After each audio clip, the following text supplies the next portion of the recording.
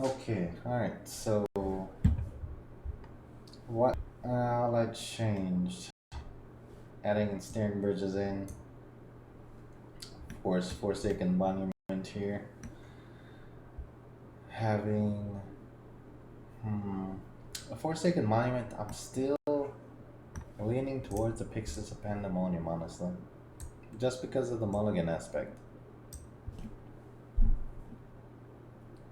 I think I'll just stick with the Pyxis of Pandemonium for now.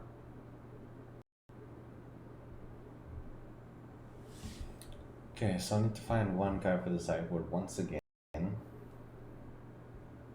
Something that I can fetch with Karn on turn 3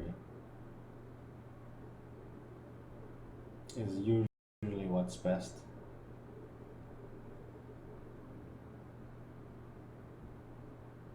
Because then if it goes into turn 4, then pretty much all bets are off and I can get anything. 7 mana or less.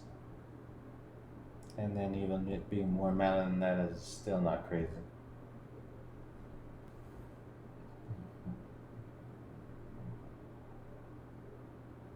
Hey, who knows? Maybe I get a copy of Trading Post.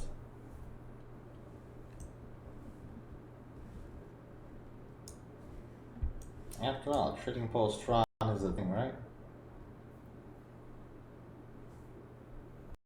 Okay, let's see. If I do Trading Post, I could do Trading Post or Pineal. Since I do tend to know what decks are out there, so to speak. Let's see what's. Pithing Needle really wouldn't do very much against any of these decks right now, though.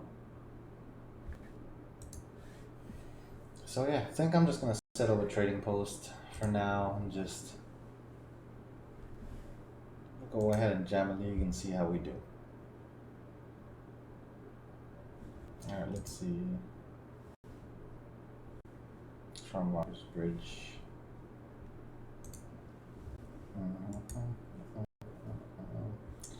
Alright, so returning to the Modern League after being gone for a long while.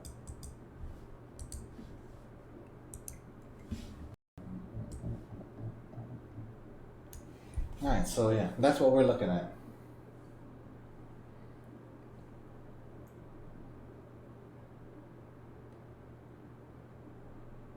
Let's see, at this point in time, the test cards I would say are Trading Post, and what else do I feel like I'm testing here?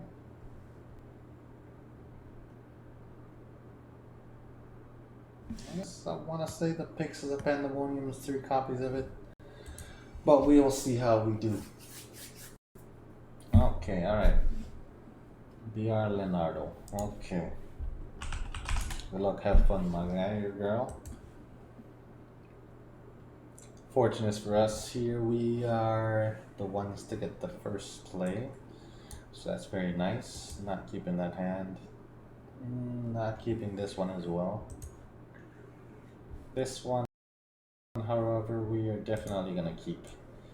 Okay, so let's put that back. And what else? We really don't know what the opponent's playing here.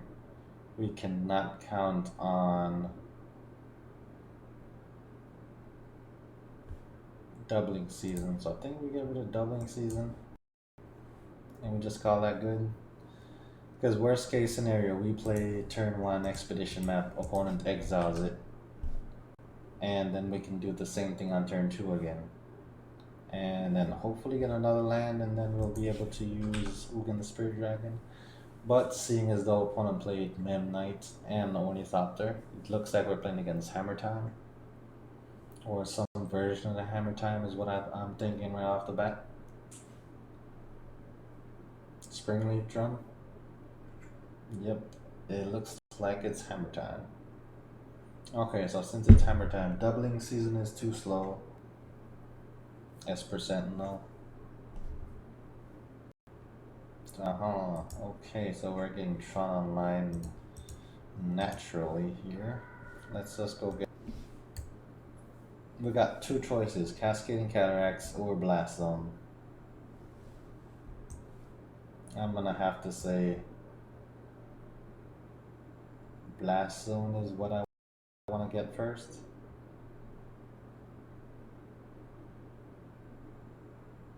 Not that it really matters, because next turn I have to get Tron online regardless. Yeah, let's just get the Blast Zone. Because Blast Zone will always be something that we want to get. Just because of the upside to it. Of being able to, blow up everything that cost 1. And Colossus Hammer does cost 1, so that's gonna be something that we're always gonna be considering here. Alright, so they could play Sigarda's Aid here and then play Hammer and then flash in another Hammer and then we're just dead.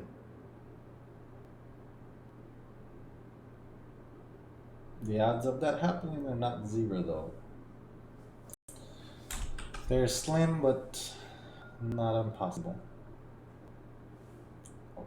Let's see.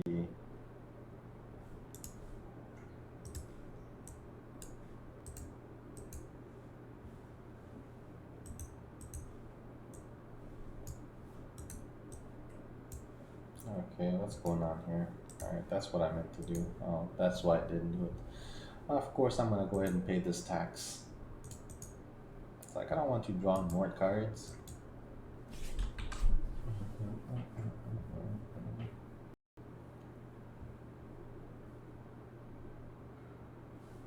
Okay, so we're gonna search for a hammer.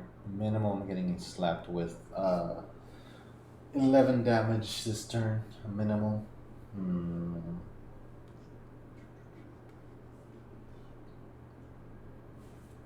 Okay, so it looks like we're gonna die here. It's a 6/6. Oof. It's a big construct right there, looking beefy.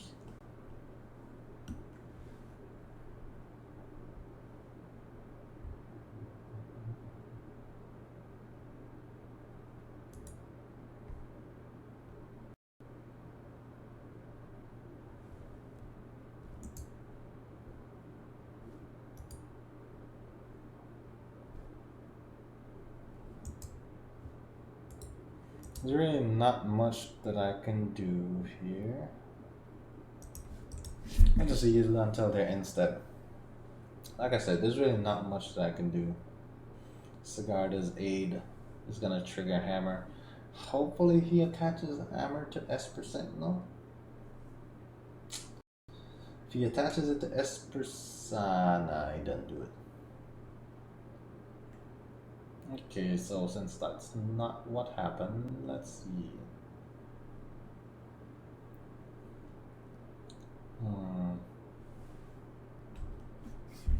The only way I can survive this now is if I draw into an ensnaring bridge.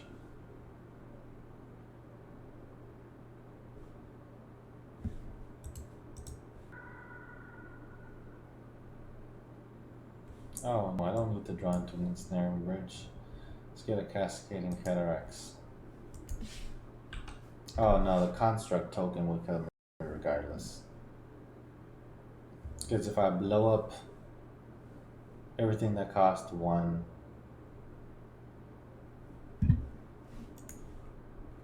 let's just go ahead and go through the motions and see what happens. Okay, construct is still at 4, 5. I'll have 1 life left. Hey, 1 life is 1 life, right? Live for 1 more turn. Let's see, but what could we get in that 1 turn to survive?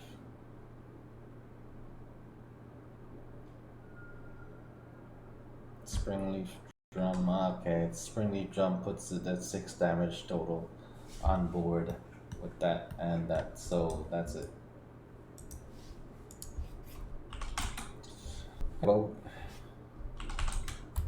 you force them to have it, right? And that's the important thing. Okay, alright, so what all do we need here? Ratchet Bomb, full. Same for Sorcery, Spyglass, O-Stone. Trinisphere is actually decent. Chalice, and Walking Ballista. Okay, Pyxis of Pandemonium. I would say you're not that great. Same for Relic. I'm still 2 cards over at this point. 2 cards over, I think it's fair to say getting rid of Ugins is not bad.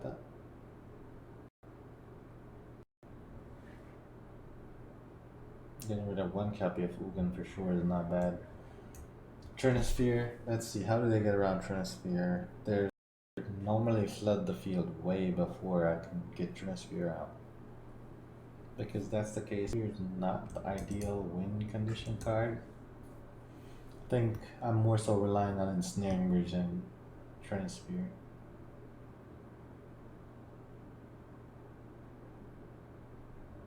Because they're going to try to use Urza's Saga to get the Colossus Hammer out anyways. So I think knowing that, the best thing would be to take the Trinisphere out and maybe go Pyxis of Pandemonium since I'm trying to mulligan for Ensnaring Bridge. And let's see, Carnage is just good. Carnage is always good. Let's see, I could take a Tamiyo out.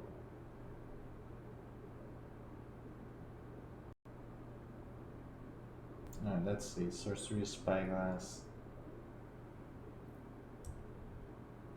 Ratchet Bomb. I think I'll take Glowstone out and put another Pandemonium in.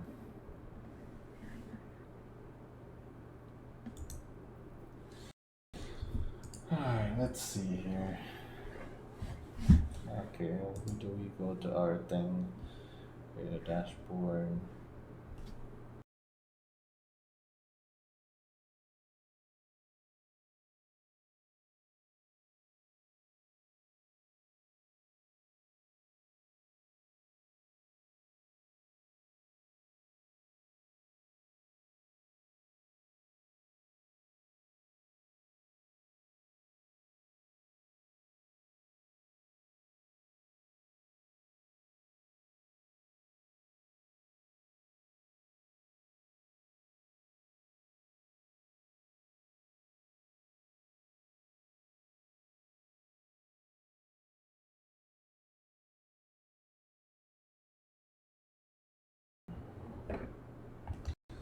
Okay.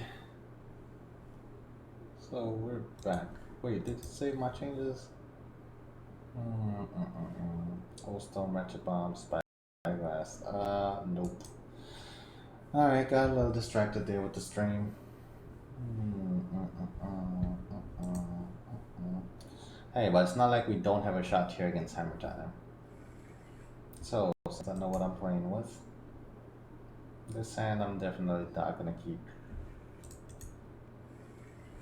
Okay, this hand, I want to say I can risk, yeah, I'm definitely risking this. Let's put that back and that back.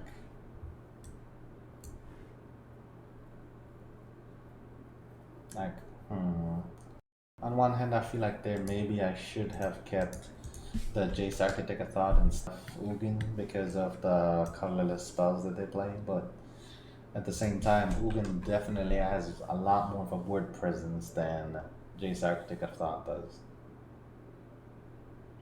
Is he gonna Prismatic Ending this? Oh, ending.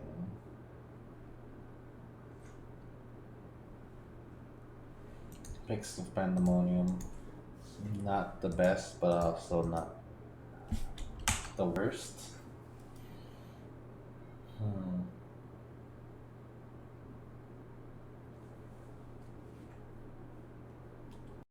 Yo, what's up, Momo man? I appreciate the sub, bro. Let's see. Shoot, I don't even have my alert set up on here yet. I'm just testing out the streaming on 2PC thing, and so far it seems pretty decent. The only one thing I've noticed is using the NDI plugin. There's a little bit of a time lag, but since I'm having my main PC, you know, get all that stuff first, I don't think the lag shows up really, but I appreciate the sub, man. And how's work going for you so far?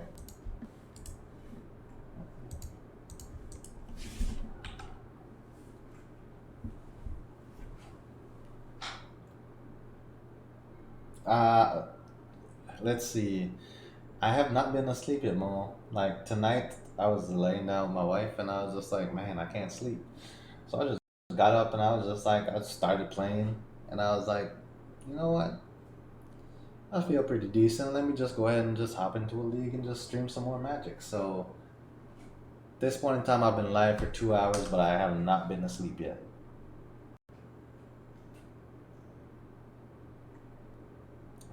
Seal of clearing. I guess they're destroying. Okay, that makes sense.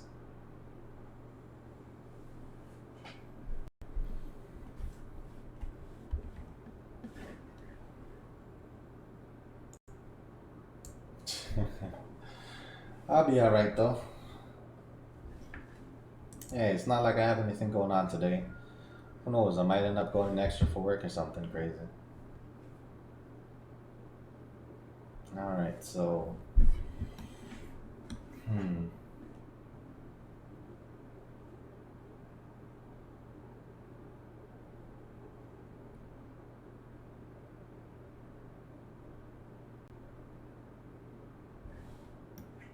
What did they look like?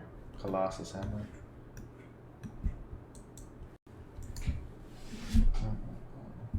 Dang, dude, you just woke up? Well, I guess it kind of doesn't make sense. It's 6, almost 7 o'clock in the morning. Shoot, I don't know when I'm gonna wake up after I go to sleep.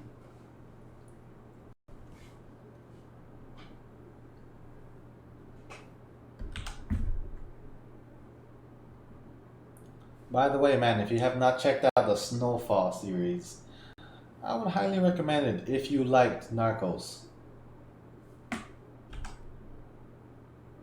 Like, you don't necessarily have to like one to like the other or whatever, but I hear a lot of people say stuff about Narcos than I do about people who have watched Snowfall. Dang, okay, okay, okay. So, looks like the odds are not in my favor so far.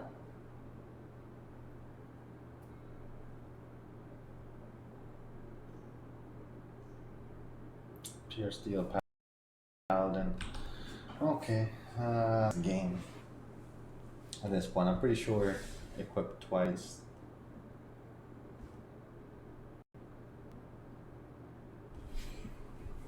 Alright.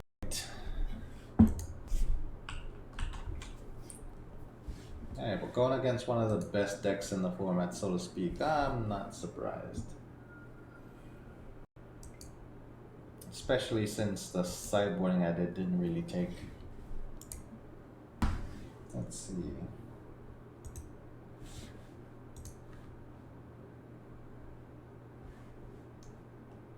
Side screen manager. Okay, that's what I was looking for. Alright.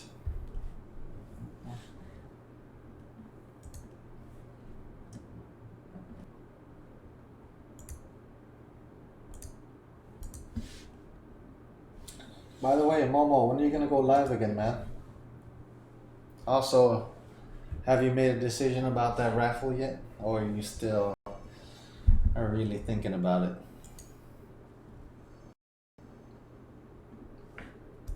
What is this? Trade Winder?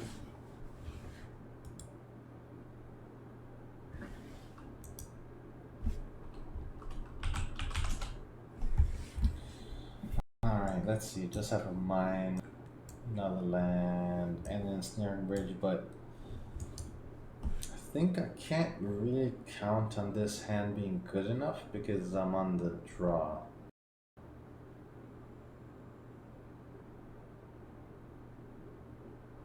I kinda do have. Nah, I can't count on that. Definitely here. Serum powder. Let's put the mine back so we know we have all the Tron lands in still. Let's powder again, so we lost one mine. Mulligan that. Okay, 2 lands. Let's see. We do have ensnaring bridge, which is kind of what we want to work towards.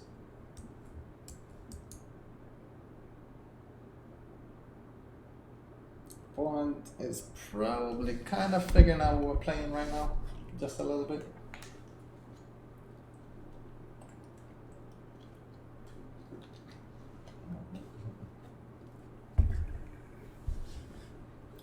Let's see, mulligan of 4 cards, you keep 5. So that's 1, 2, 3, 4, 5. I'll keep 5. Exploring some new territory here, but like I said earlier, seeing as though I'm on the draw, I don't feel too bad. I can say I hope we're not up against Hammer Time again, but with the green being in there, it seems a little off, but I can't put it past them. Pure Steel Paladin. Looks like we're up against the same deck again. Just a green-white version this time instead of a green-black, I think it was. Nice. Drew into another Citron. Love to see it. Alright, let's go get the mine. Let's get this out there first. I guess really and truly I should have went ahead and played the land first. That way I could have had them not draw that extra card. Alright, let's get the power plant.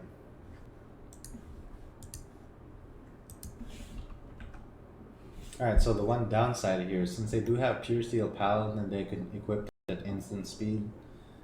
So I guess this is why they have Ancient Stirrings. I mean the green for Ancient Stirrings. It's a pretty smart way of doing it.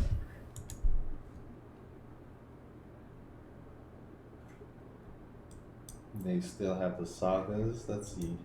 Is Saga what they got from Stirrings? Or Springleaf Drum?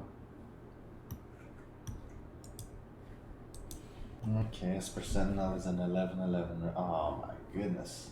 Oof. Yeah, that did it. So we died on turn 2.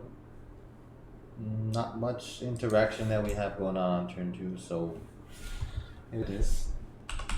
If we had made it to turn 3, we would have been able to. I guess we really couldn't have stopped them. Let's see what we would have drawn into. Yeah, we wouldn't have been able to stop them. Alright, this time, let's make sure these take. So, let's see, what did I do? Did a Spyglass, Ratchet Bomb, O-Stone. Guess we could do Trinisphere and Chalice. Alright, let's see. We're trying to send them into Combo Oblivion here. Let's see, that's gone, that's gone. Let's see, these are definitely gone because they don't really have that many targets. One more card needs to be out. I guess we can go down on one Trinisphere since it doesn't necessarily automatically win us the game.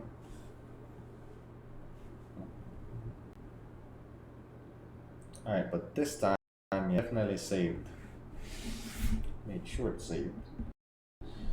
Alright, so I guess Walking Ballista is the only one other thing that we could be very flexible with here.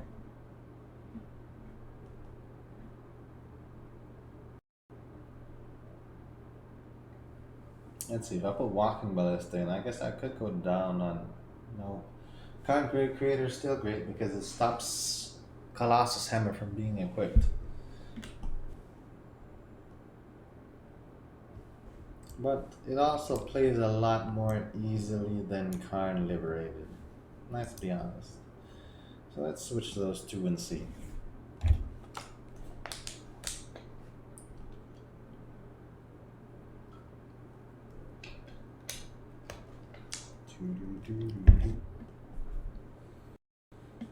Alright, let's see.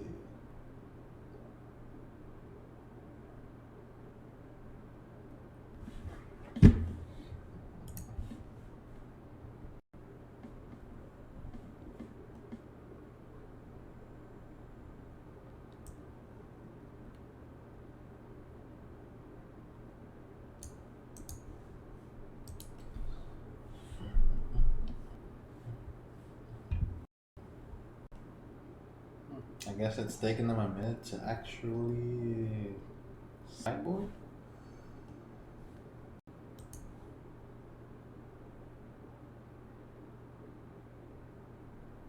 Oh, they actually said GG back in the chat. At least they're pretty, active in the chat and not being salty about stuff. Alright, so putting one of these mines back and mulliganing again. Alright, let's mulligan once again. Alright, let's see. 2 lands, bridge. Possibility we could be dead on turn 3, so bridge really isn't saying the most here. Let's just powder it. Let's see, did we exile bridge before? Nope, but we did exile a mine. Either way, we weren't gonna get rid of the mine regardless.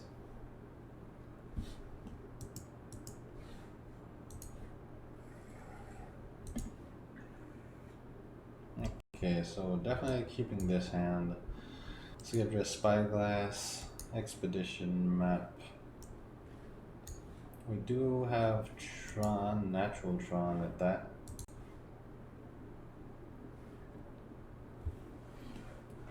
Okay, so we can't stop Sigarda's Aid with this hand, regardless of what we do. We know we can't cast Jace unless things just go perfect. Same thing for doubling season. So it being one of these 2 cards, I think we just keep Sorcery of Spyglass. As at the very least, it gives us insight as to what's going on in their hand. Esper Sentinel. Oh, Pixis Pandemonium. Would be nice if that's what we had in the opening hand. Unfortunately, it wasn't.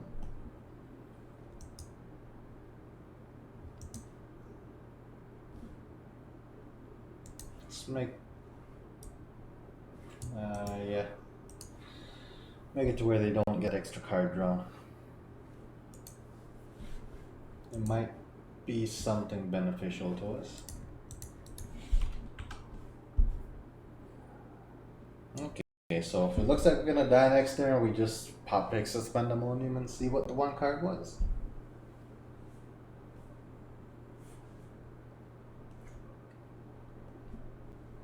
Let's see, they play a Springleaf Drum, Sigarda's Aid, and a bunch of other 0 cost artifacts. We know we're probably gonna die next turn to Hammer being played. Okay, so let's see what's revealed here. Okay, what's revealed is Vor. Sigarda's Aid also got played. Okay, let's see.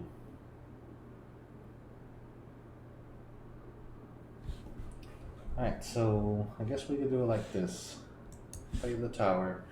Lucky for us, we already have Pixis of Pandemonium out, right? Let's go see. We have 2 choices here. We can see what's in their hand, or we can make it to where Pixis of Pandemonium does not get destroyed. I think what's most important though is what's in their hand.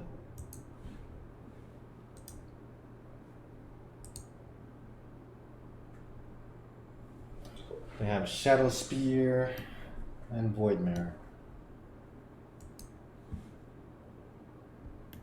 That's this.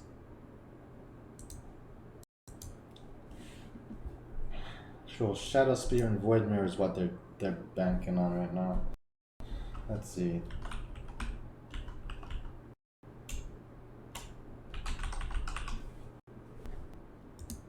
I'm thinking I still go Colossus Hammer.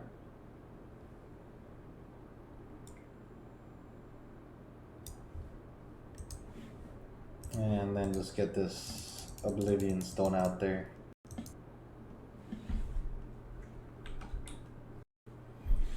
Let's see how many cards are face down. Only 2 cards so far. Let's see, if I do flip it, because they have Sigarda's 8 out, if they end up with some hammers or shadow spears or something, they can all equip all that stuff, so it's not in the best interest to just willy-nilly flip Pyxis of Pandemonium if I don't feel like I'm in a good position. Let's see, they played... Let's see, was that in hand? Yep. I know Shadow Spear can definitely come out. Void Mirror, same for that as well. I guess they might be trying to hold the Void Mirror off. Because if they play the Void Mirror, well, I guess they can still always use colored mana over it, so that's not going to be an issue for them.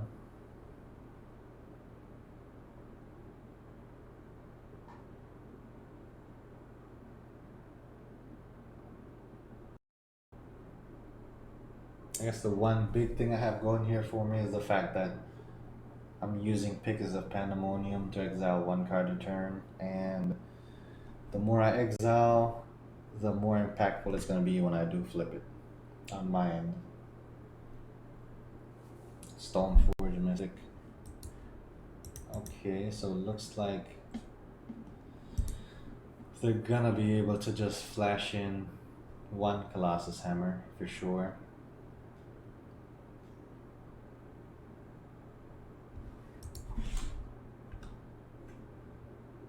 Colossus Hammer and Shadow Spear. Oh, just Colossus Hammer? Okay.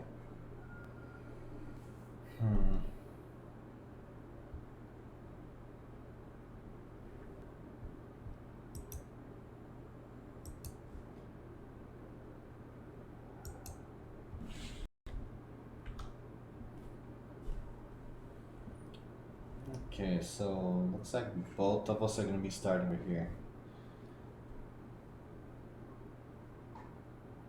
The downside is I'm definitely gonna be the one that's behind, because them having access to Void Mirror means that things are gonna become a lot more difficult for me.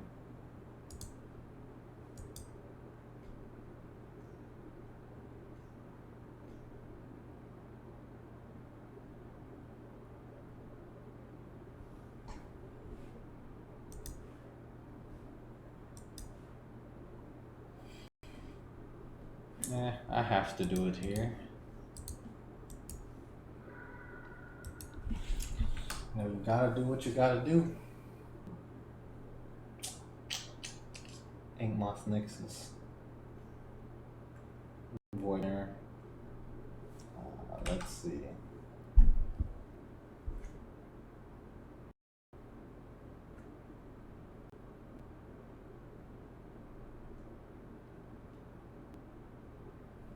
Let's see, if they play Loris this turn, what's next to play, I guess? Sigarda's 8 would be best.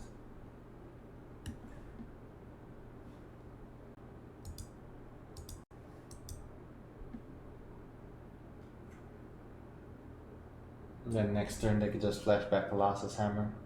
And that's game.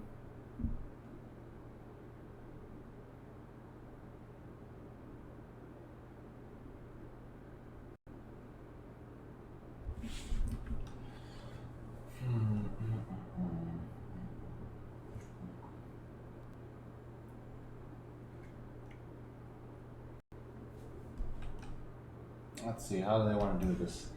Are they gonna go the infect damage route?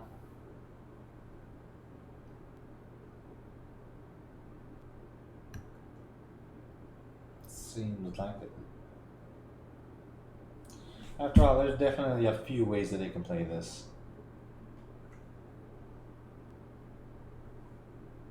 Oh. It does make me kind of wonder though, it's like, why animate the Inkmoth Nixus? Just use the lures to win. But hey, a win is a win, right? Okay.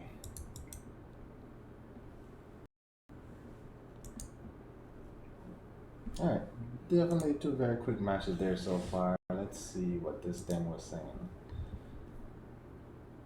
Hammer Time second most pick, but that one being green white. I guess it doesn't show up on there, huh?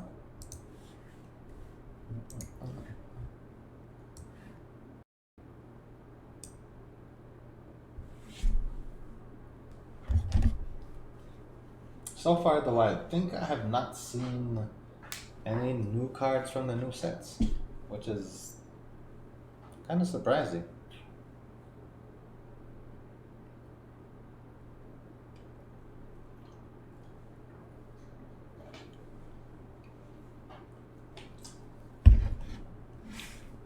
But who knows? Maybe that means Modern is already at the point to where it's not gonna get exponentially faster anytime soon. Until next month. Or we you all know how that goes. It's like Modern slows down, speeds up. Bannings happen, slows down, speeds up. And the process just never stops repeating itself.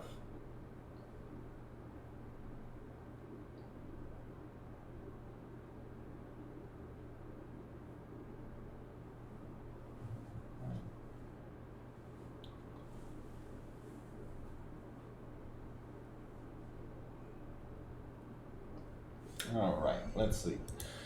Let's go into this third game. Alright, Samsung. Okay. Good luck, have fun.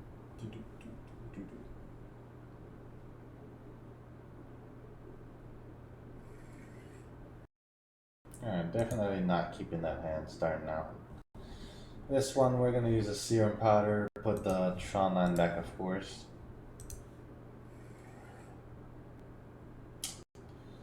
Definitely not keeping that as well. Or this hand. Or this hand. Same for this one, but now I'm kind of curious how many copies of Ensnaring Bridge did I exile? So far, 0, just 1 tower. Let's put back. Actually, we can put one in exile. Let's put that back, and I guess this.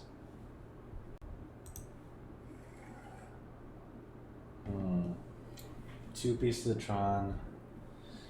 I guess if we do draw into another land, regardless of what the land is, we're good, right? At that point in time, we will achieve what we want to achieve on turn 3, which is playing Ensnaring Bridge.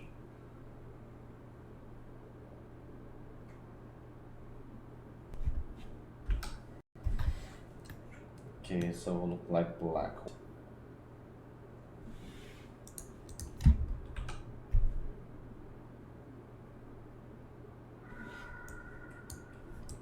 First thing it makes me think of is some kind of reanimator deck. So now a Triome though. I guess it still makes me think the same thing.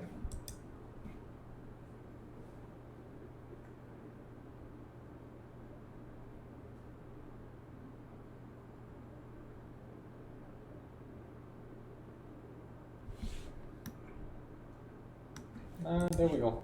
A reanimator thing. Okay, I'll mark gray. Let's see what they put in the graveyard. Archon of Cruelty.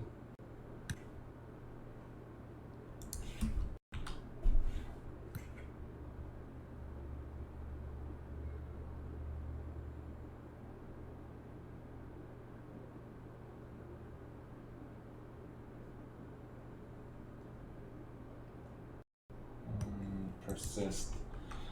Okay, unfortunate here. They're getting the hit on us real quick. Let's just put that in the graveyard.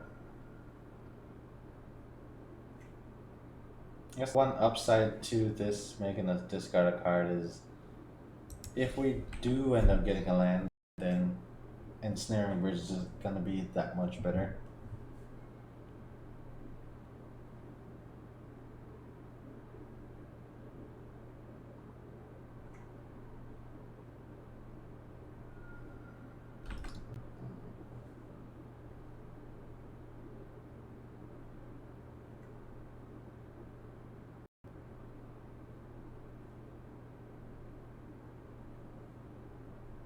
Well, let's see. As far as what we can put in against them, I guess we could just do Emrakul. Since we know we're not going to be playing it for sure.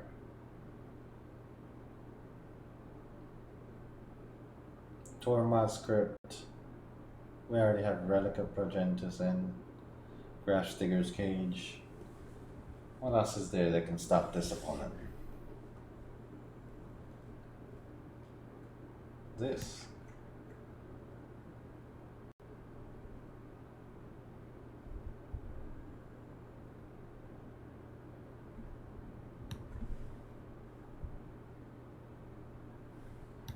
Okay, so it looks like I've seen my first new card. Alright, next turn, let's see, I'm getting hit for 7 damage. Didn't get us the Tron.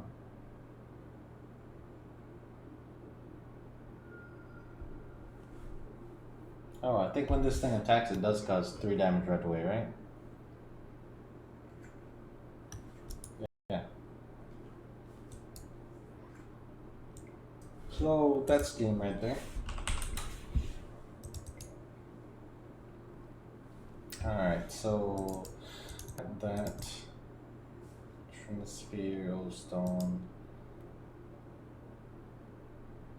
I guess really and truly O-Stone is not that bad. Trinisphere is not really gonna do much use here against this opponent. I wanna say the Pyxis of Pandemoniums. I could just go down on 2 of those. And I don't really have to trade out much else.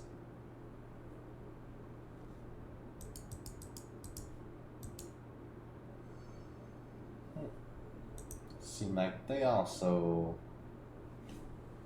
sideboarded pretty quickly, so maybe they've been playing a decent amount of leagues here tonight so far. Alright, let's see his power to that. And definitely keep this hand. Alright, so let's see, what do we have going for us here? I guess Tron on turn 3 is the main thing. Not knowing what we're going to play on the turn when we do finally get Tron online, though, is a little bit unfortunate. Like, I know after that we can play Doubling Season, but it's like, that is still off from being able to do anything else. Alright, so Doubling Season, getting an Oath of Nissa as well is pretty nice. See a Mine Tower, let's get a Power Plant. Alright, so ideally what we want to draw into next turn is a Chromatic Star or Sphere.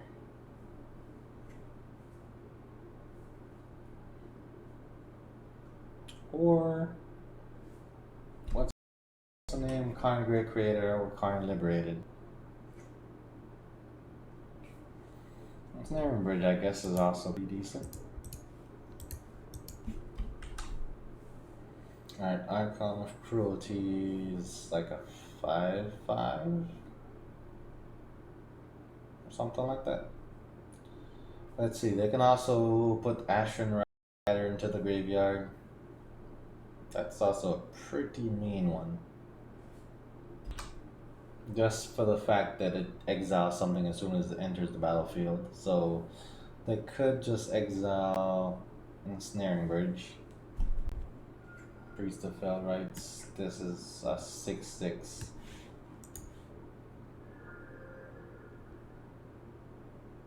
So it's actually 6/6. I guess when it does come back with Persist, though, it turns into a 5/5 maybe, or 5/7. Alright, let's see. What all can I do here? What makes the most sense? I guess playing the most expensive thing first does make the most amount of sense. Alright, so 2 cards left in hand, so stop the attacking.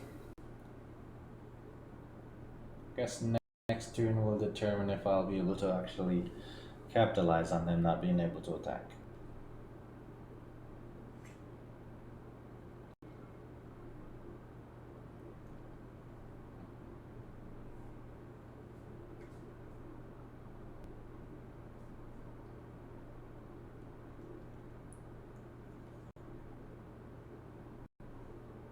Is this prismatic ending? Huh. Hate to see it. But also at the same time, love to see my opponents playing something so versatile. Alright, let's get rid of doubling season. Alright, so we have one shot, one opportunity to see if we can go off and win this game.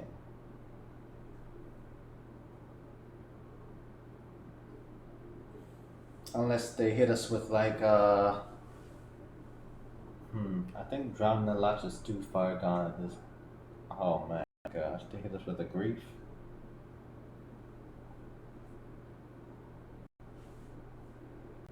Well, let me see what's on double grief, because those do exist, right? Right, so I guess next turn if you attack, I just lose.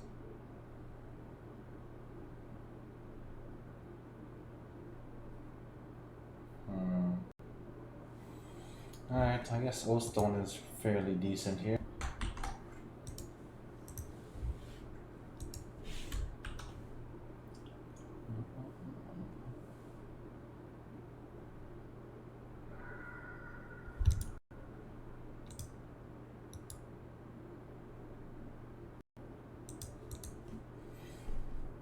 Alright, let's see.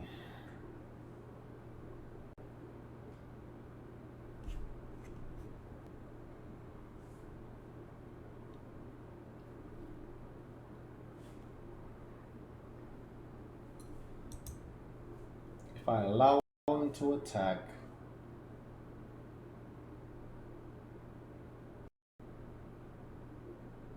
begin combat. Okay, let's let him change phases. If I allow him to attack, I automatically lose 3 life, which is definitely not worth it.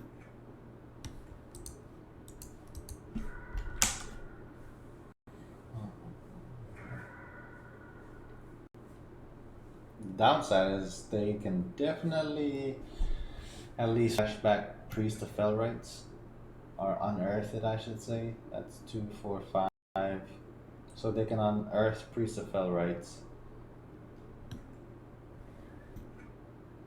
Muldrifter.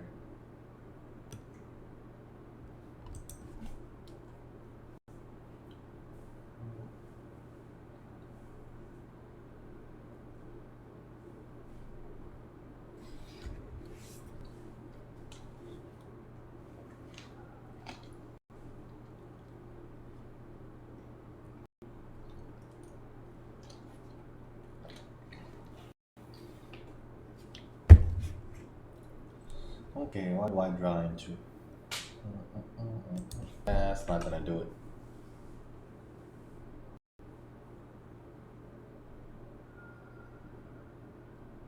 I guess that would have done it though if the Archon of Cruelty did not come into play last turn, but hey, it is what it is. Let's rebound. Are they gonna bounce Muldrifter again? If they do, that means they're looking for something to bring that Archon of Cruelty back. But seems like they're not. I think this is only what, a 2/2?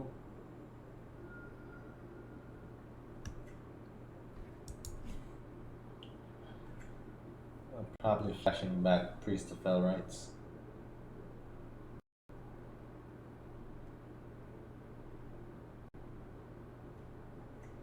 On my favor.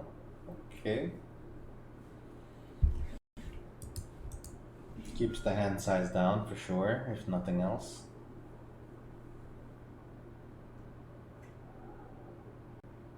Damn. GG's.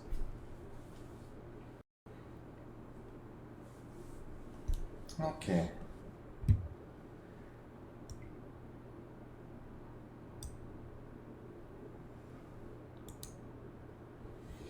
Alright, definitely not looking amazing so far, but it is what it is. No, being out the game for a minute. And coming back through with all these ideas of ultimating planeswalkers. Can't really expect much else. Hmm.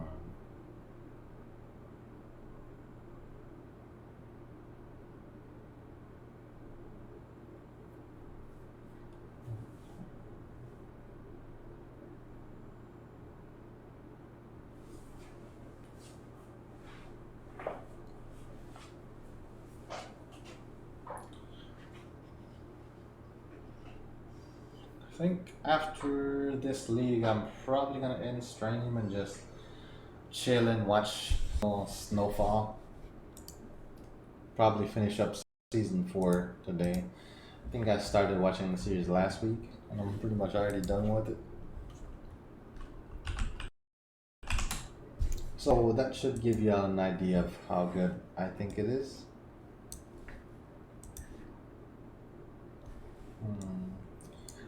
Definitely using the powder here. Let's put the Tron land back. And mulligan that.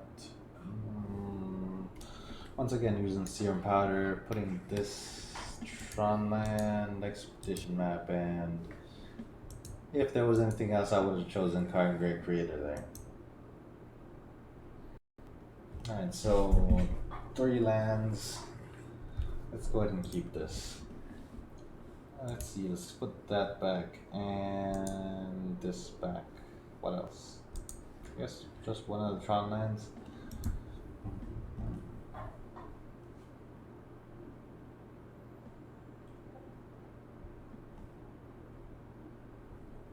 So in a way, this is getting ready for us to get Tron online on turn 3 and then potentially being able to make green mana.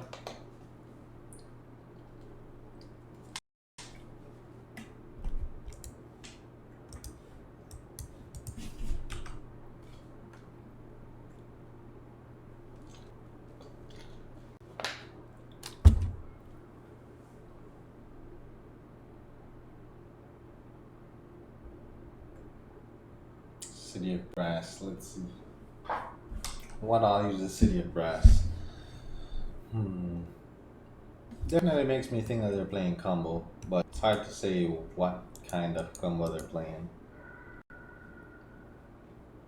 Either way, wonder if it's either. I think I hear people say both ways. But what I was gonna say is me fetching a piece of Tron there wouldn't really matter. Since the opponent's playing combo anyways. Let's see. Spoils.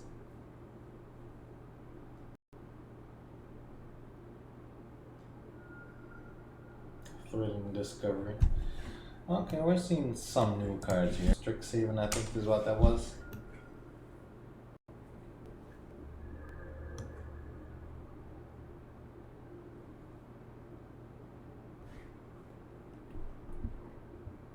Narcomoeba. Okay, alright.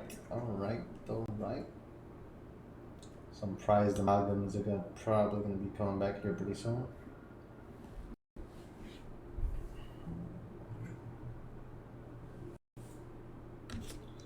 And whoop, there it is.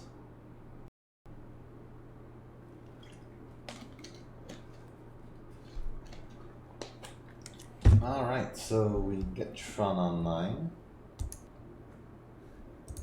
So let's get that out there. Not gonna go ahead and use it yet.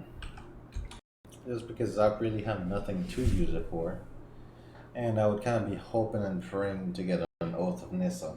Or, yeah, just Oath or Doubling Season at this point. All Otherworldly Gaze. So this is a new card.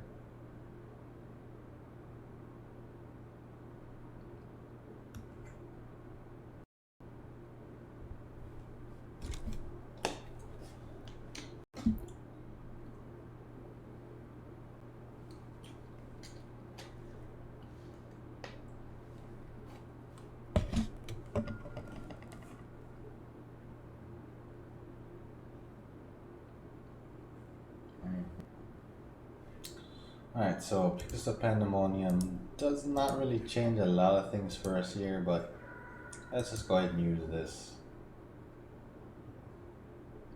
God Pharaoh. We could have done without that.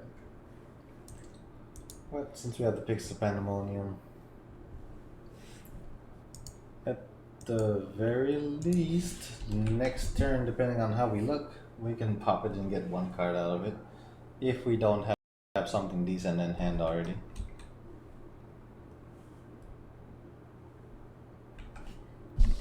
But for all you fellas out there, if you ever decide you want to play a version of Tron with a bunch of planeswalkers, lo and behold, I'm here to show you all how. What's the best way to say it? Don't say how not to, because this is going to be realistically what happens, but at the same time, it's like, but will you have fun doing it? Yeah.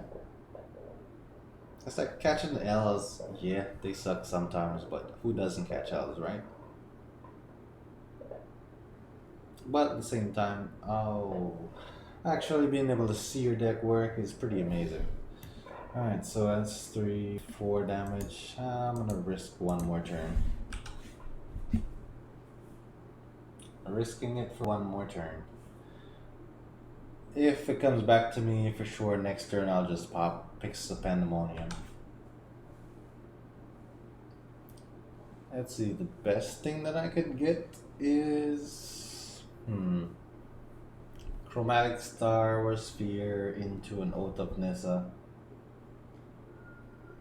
Golgari Thug.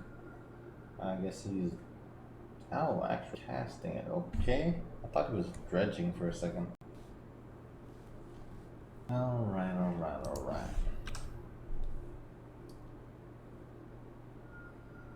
But let's see, regardless of what, unless Ugin is something that's exiled, it's not gonna make much of a difference here, I think. But let's see.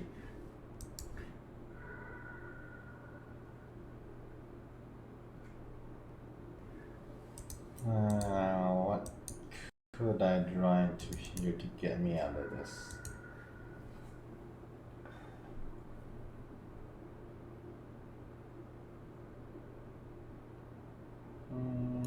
Nah, it's not gonna cut it. Okay, so what do we need to change here? Obviously, they're reanimating stuff. So let's go down one Pixis of Pandemonium. Trinisphere obviously out. Ugin is definitely in here. And let's see, what do I feel like? Tamiyo can be out. To place off, let's see. O-Stone, Chalice. I guess I'll just put another Pixis of Pandemonium in. It's like it's the new hotness that's in the deck, you know what I mean? Like I gotta see it go off at least once. Definitely not keeping that hand. Or this hand. Upside here is we're not keeping this hand as well. Okay, so since we exiled almost everything, let's see. This hand I'm still not gonna keep as well. Doesn't look like the worst though.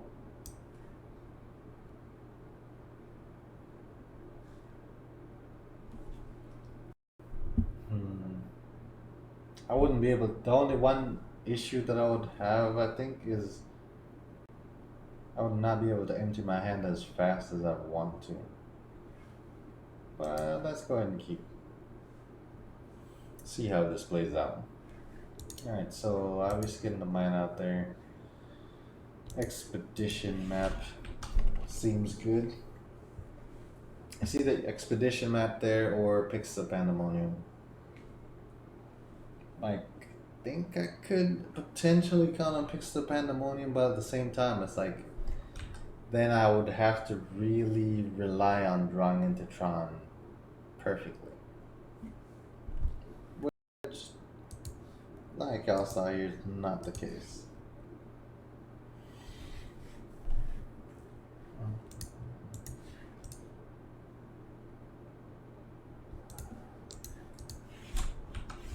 Alright, so 2 cards left in hand. So if I draw into any land at all next turn, I'm in a decent position as far as bridge goes.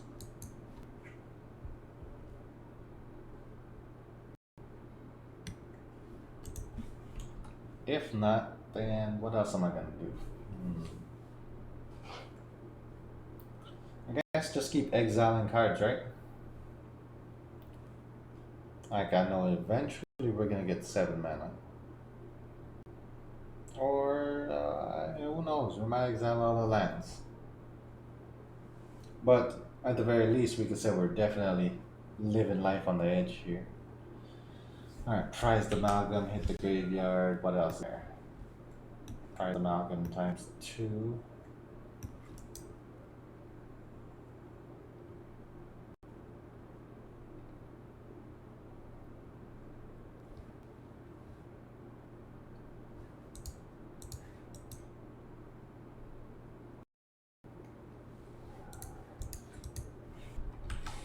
I'm not gonna use the Chromatic Star here just because of the fact that that's green mana. And that stuff is kind of rare around these parts. For all y'all Tron players out there that know what I'm talking about.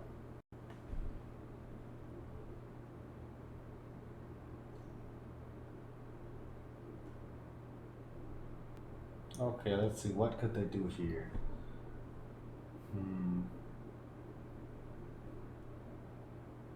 I guess having the City of Brass really kind of leaves their options open since they can add whatever color mana. So, shenanigans?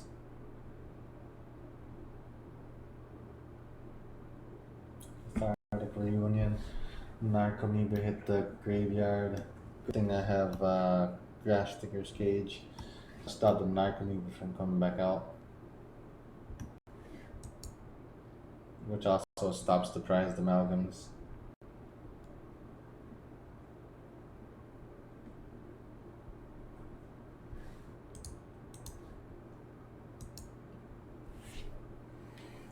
Come on, let's see. Yeah, let's just keep going waiting. Odds of me getting one of 2 Tron lands is definitely a lot higher than the odds of me getting just one specific one.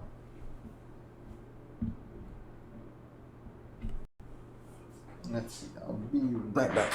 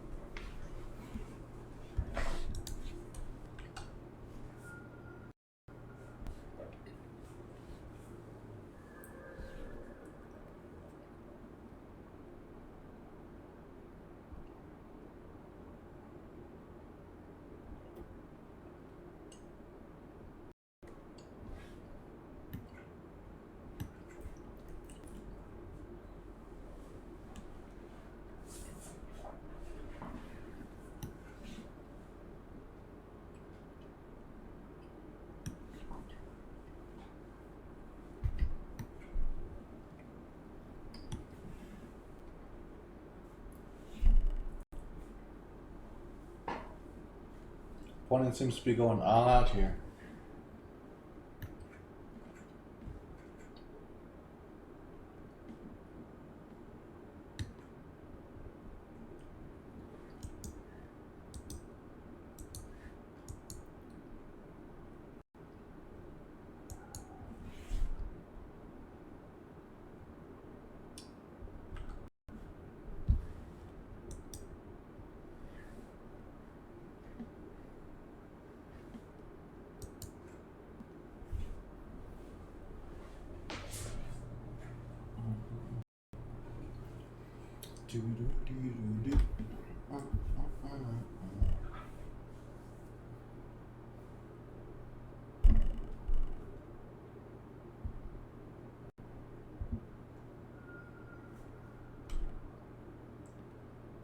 Ancient Grudge.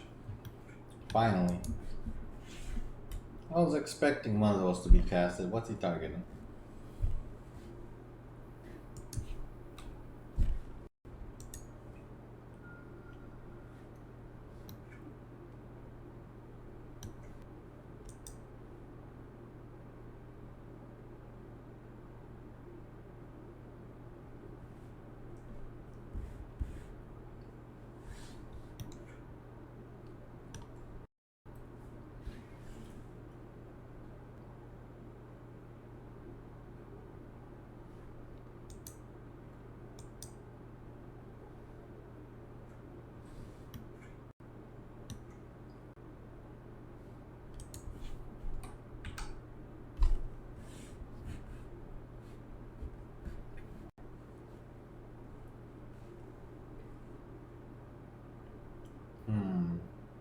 Let's see, I think it's time for me to go ahead and use this. I've waited long enough.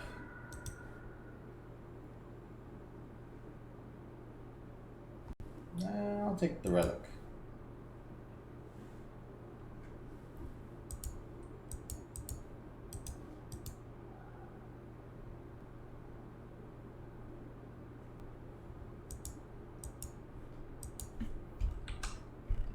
Doesn't quite get me closer to Tron, at least yet, anyways. So we'll see what happens.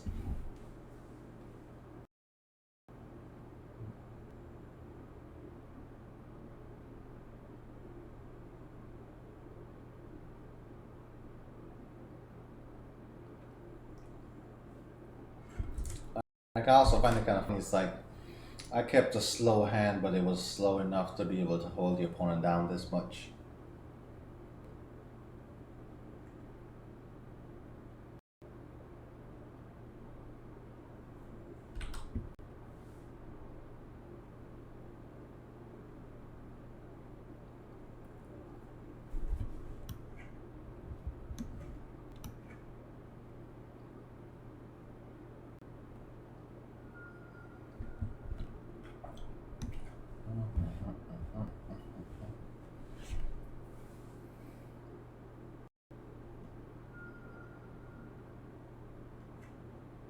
Narcomoeba hard casted. It's like Pixels of Pandemonium is everything that this deck has to offer right now.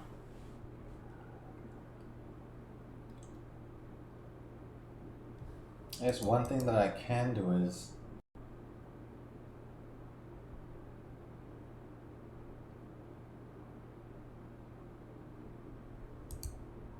I could go ahead and actually look at the deck and see exactly what's left in there as far as win conditions are concerned to have a really good idea of what's exiled. But at the same time, it's like doing that makes it so much harder for me to get Tron online. What is this?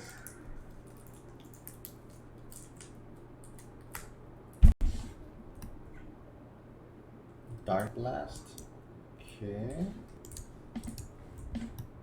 Can't say I've seen Dark Blast before. Dredge 3. I guess they mainly did that for the dredge aspect of it. I guess one thing I could have done is I could have used Pixels of Pandemonium to mill both myself and my opponent to death.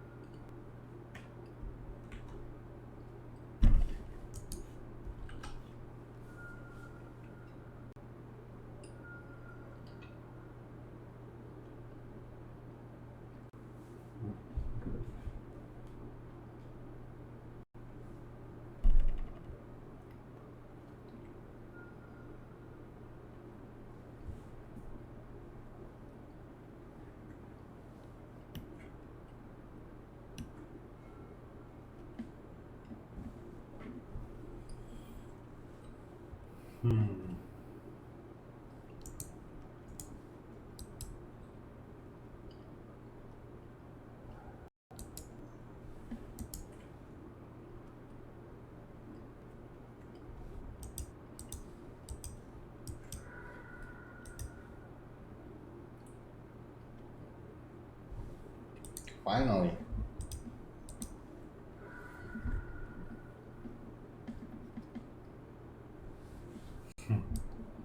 Alright, so now this gives me an idea what's left in the deck. Let's see, tower. I need a power plant. Okay, so what's left on the deck is literally just Ugin the Spirit Dragon.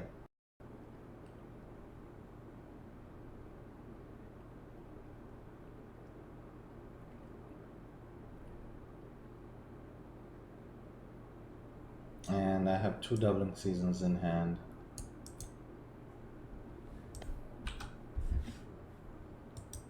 And let's see, there's no doubling season exiled here.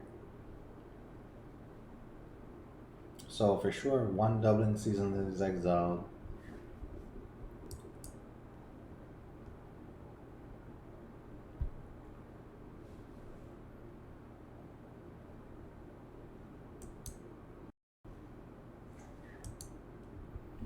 So yeah, for sure, 1 doubling season is exiled with at least 1 planeswalker.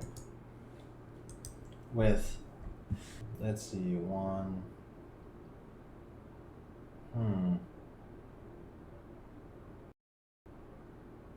Tamio, did I take Tamio out? I did take Tamio out. That's gonna be an interesting ending to a game.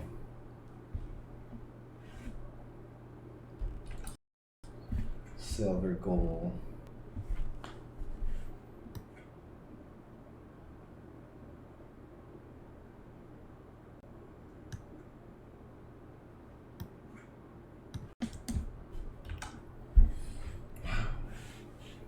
This has been a game.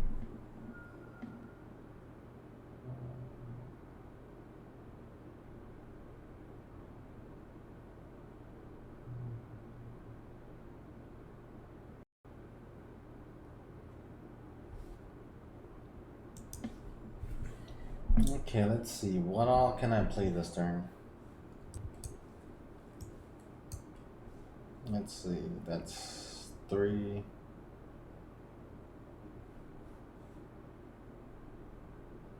I'm still pretty close to dead if I do that. If I pop the Spix of Pandemonium, he gets more creatures, I'm dead next turn for sure if I don't win. Knowing that there's 1 copy of Doubling Season exiled. Maybe the best bet is to honestly just use this and then wait to see what happens the next turn. That's what, 3, 6, 7 damage. I'll have 4 life left.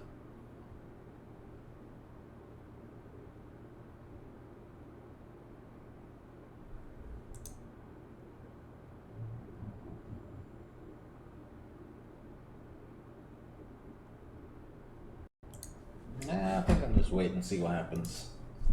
Let's see, what else can I do in the meantime? Walking Ballista.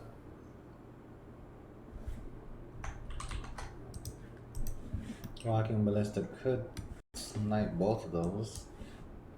Save myself 6 life.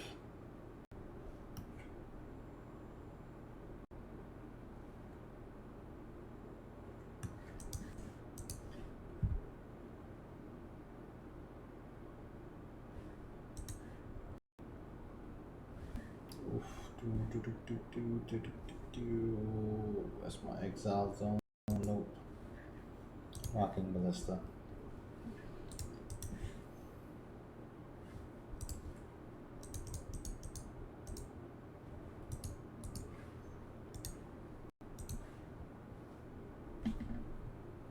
Okay, so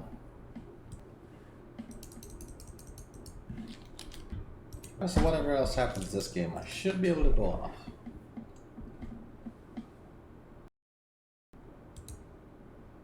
Let's scale one of these things to be on the safe side first.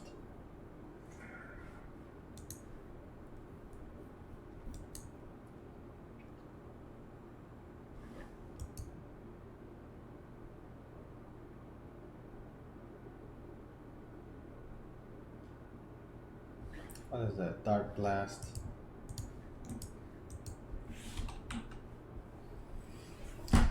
Silver Mogul.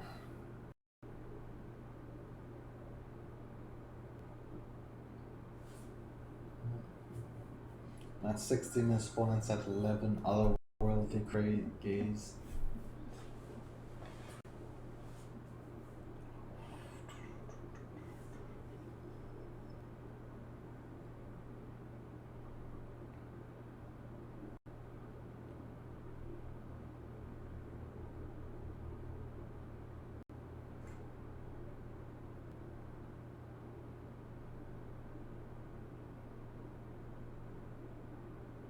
Creeping Chill. I guess that Creeping Chill would have did me if I didn't kill those creatures, right? Because that would have been 6, 7. I would have been a 1 life.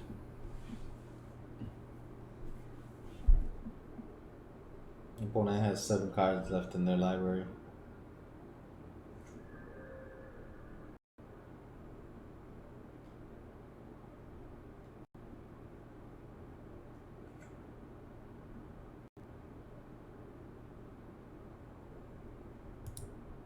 Let's turn off auto yields.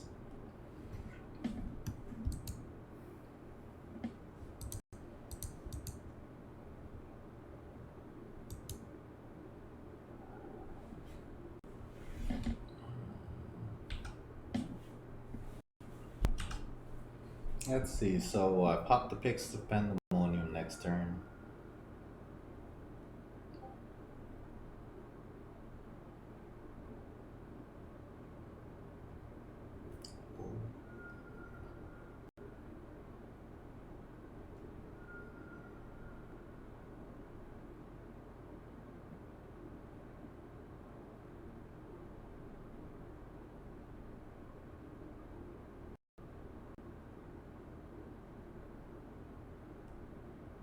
I guess they have. Do they have shenanigans in? Oh, they could Ox again, huh? They could also use Ancient Grudge. I think Ancient Grudge was the right answer there for them. Because they could have Ancient Grudge and use it on my Pix of Pandemonium. Which would have stopped everything. I also think this is game 1. Oof, this is only game 1. Going into game 2 though, they should know what they're looking for, so...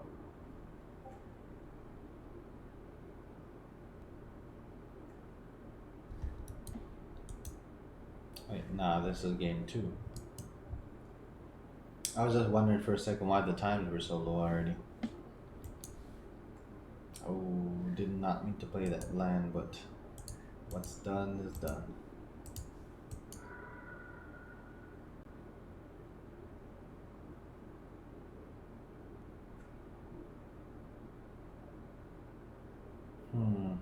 No copies of Doubling Season? Thought there was at least one in there.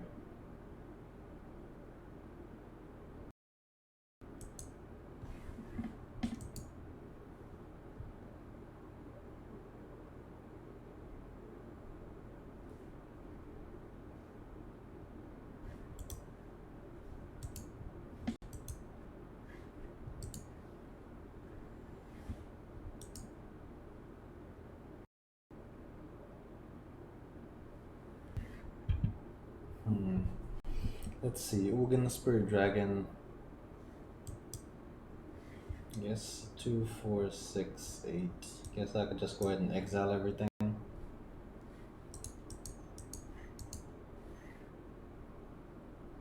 That's 2, 1, 2, 3.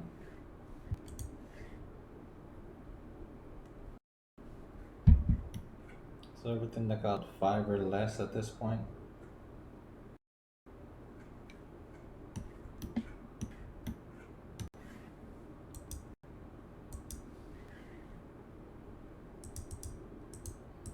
I guess this really does play like Prison Tron, huh?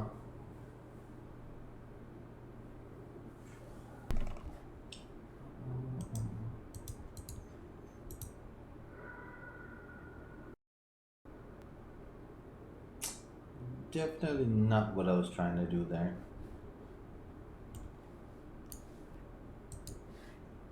I was trying to select this, but yeah.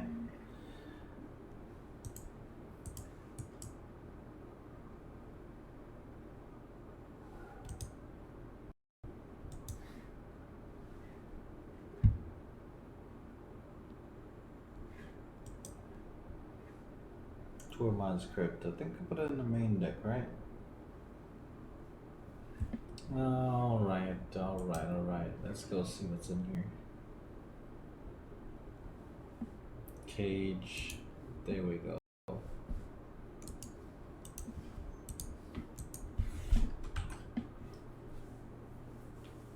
So literally, this plays just like Prison Tron, I guess, in this case.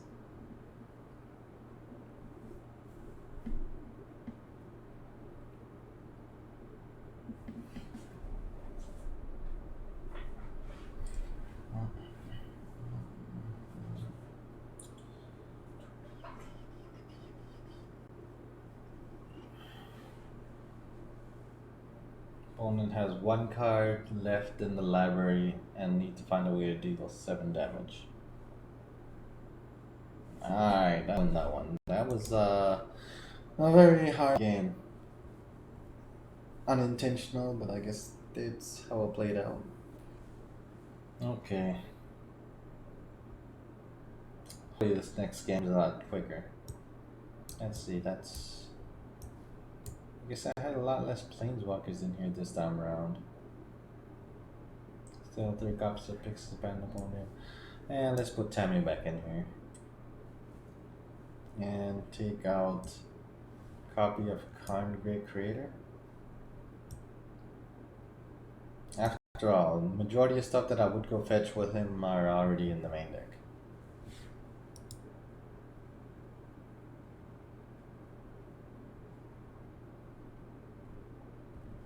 Okay, definitely not keeping this hand.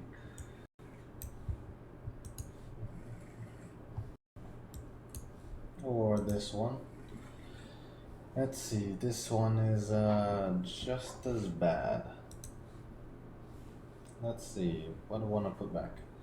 Let's put back Tronland, of course. Expedition map, of course. Let's do Tronland and Cage. And let's keep this. Because we do have the Relic. That way, you know, we can potentially keep all the cards down in my opponent's graveyard. Or just pop the Relic to get rid of everything. I think the prized amalgams are probably one of the worst threats coming from the grave. Inquisition, oof. I guess that means Relic is gone.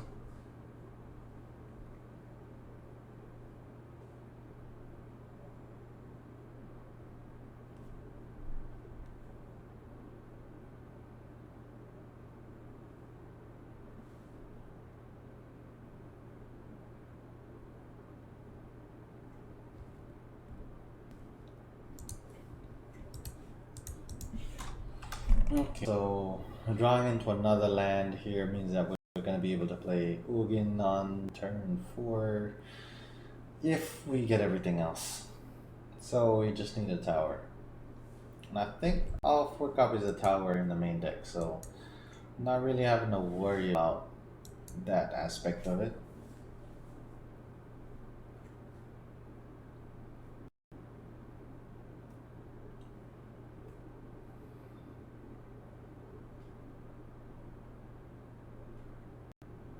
Throw Discover. Okay, I guess Golgari Thug would be the ideal thing for them to get rid of there. And they did have one, like, nah, just Secure Chilling was... No, looks like they didn't have a Go. If they did have a Golgari Thug, they would have put it in the grave, dredged. And yeah, that would bring us to where we are now. Prized Amalgam should be coming back with a vengeance.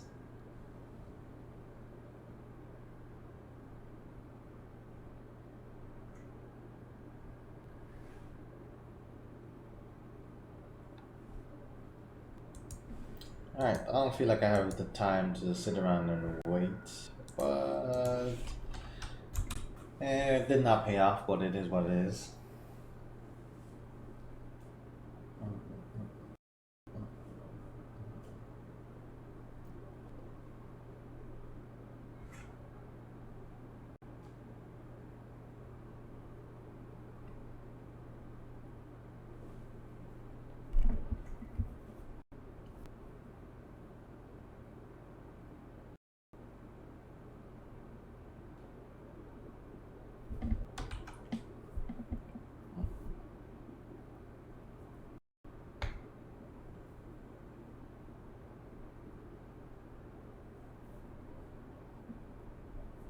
Let's see. How could this go and be perfect from here? Hmm. That's 6, 7 damage. 14. I'd have 3 life left. So if everything doesn't go absolutely perfect for them, I would have 2 more turns to survive. In which case I could have gotten Ugin out, but seeing as though Narcomi would just hit along with another prized amalgam, next turn I'm dead.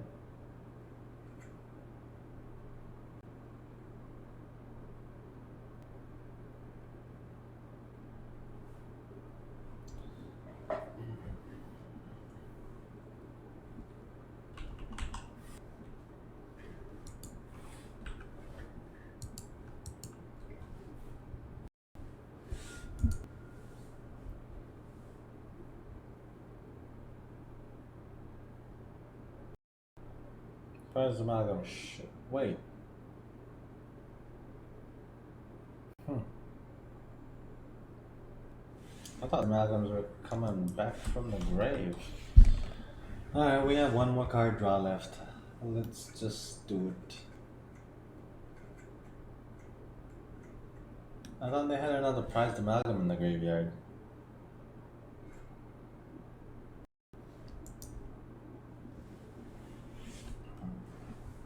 That's 6. 9 damage total so far being dealt to me. Let's see if we draw into a tower.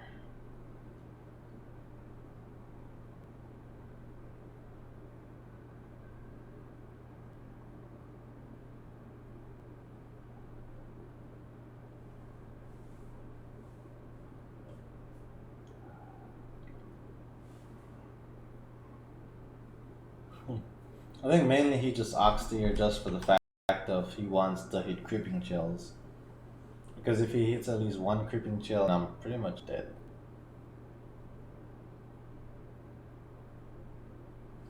Now that he's gotten the... Well, creeping chill. Alright, let's see. Alright, fellas. It's almost 8 o'clock in the morning, and I have not been asleep yet. Decided to play Magic while kind of tired. I must say I'm not too surprised with the results. But at the same time, I'd say that comes to this deck, I would not really recommend it for modern at this point in time because while yes, it's solely focused on shrine, ultimating planeswalkers, seems to be a little uninteractive with the opponent. Yo, what's up, King?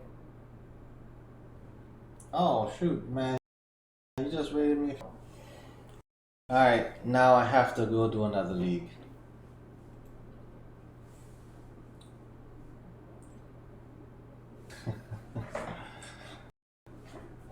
Thank you, man. I appreciate it. How did your games go tonight? I was in your stream for a minute, but I was also watching the Snowfall series. And let's see. I don't even remember how to drop out of leagues. Okay, there we go.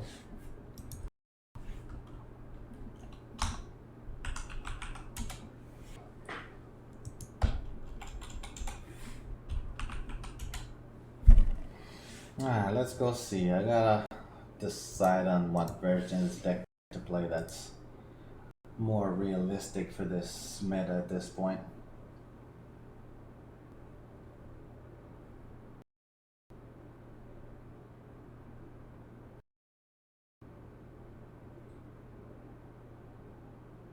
Dang, bro.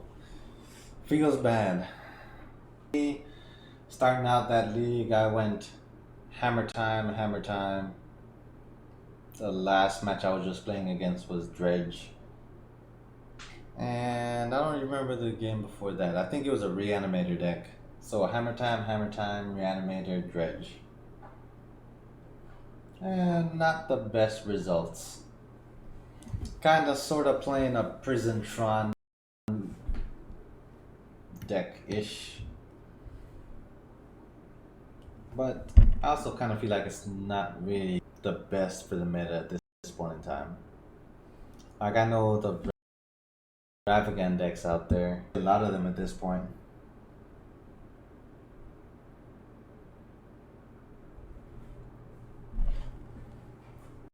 So because of the Ravagand decks out there, I've kind of sort of either combo or focus solely on being able to interact with the opponent, which I'm not too thrilled about. Like, I know, for example, what Wormcoil engines. Obviously, at this point in time, Wormcoil is like a must.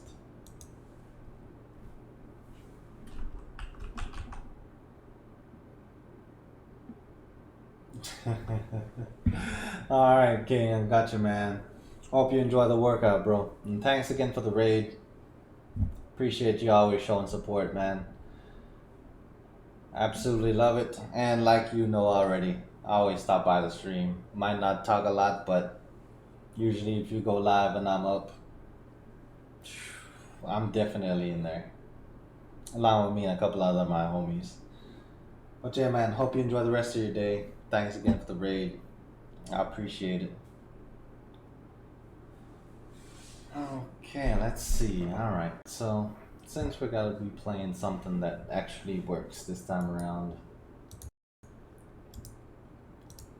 let's just make this as simple as can be. Alright, ensnaring bridges are nice, yes, but they're also not really what wins games at this point.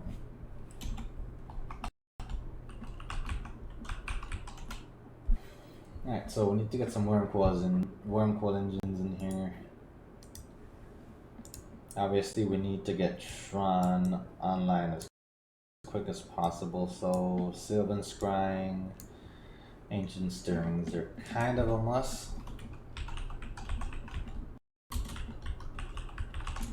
I must say though, I do like the aspect of Pyxis of Pandemonium being able to get around my opponent just countering everything I have, and running matchups is just like, oh man, do I even want to play Magic? So that aspect I enjoy a lot, not being stuck in that situation. So let's see, ensnaring bridges. I think I'll just get rid of ensnaring bridges altogether.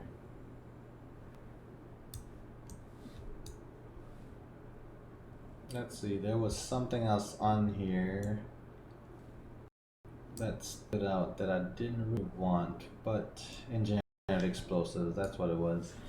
I definitely replace engineered explosives for Golos.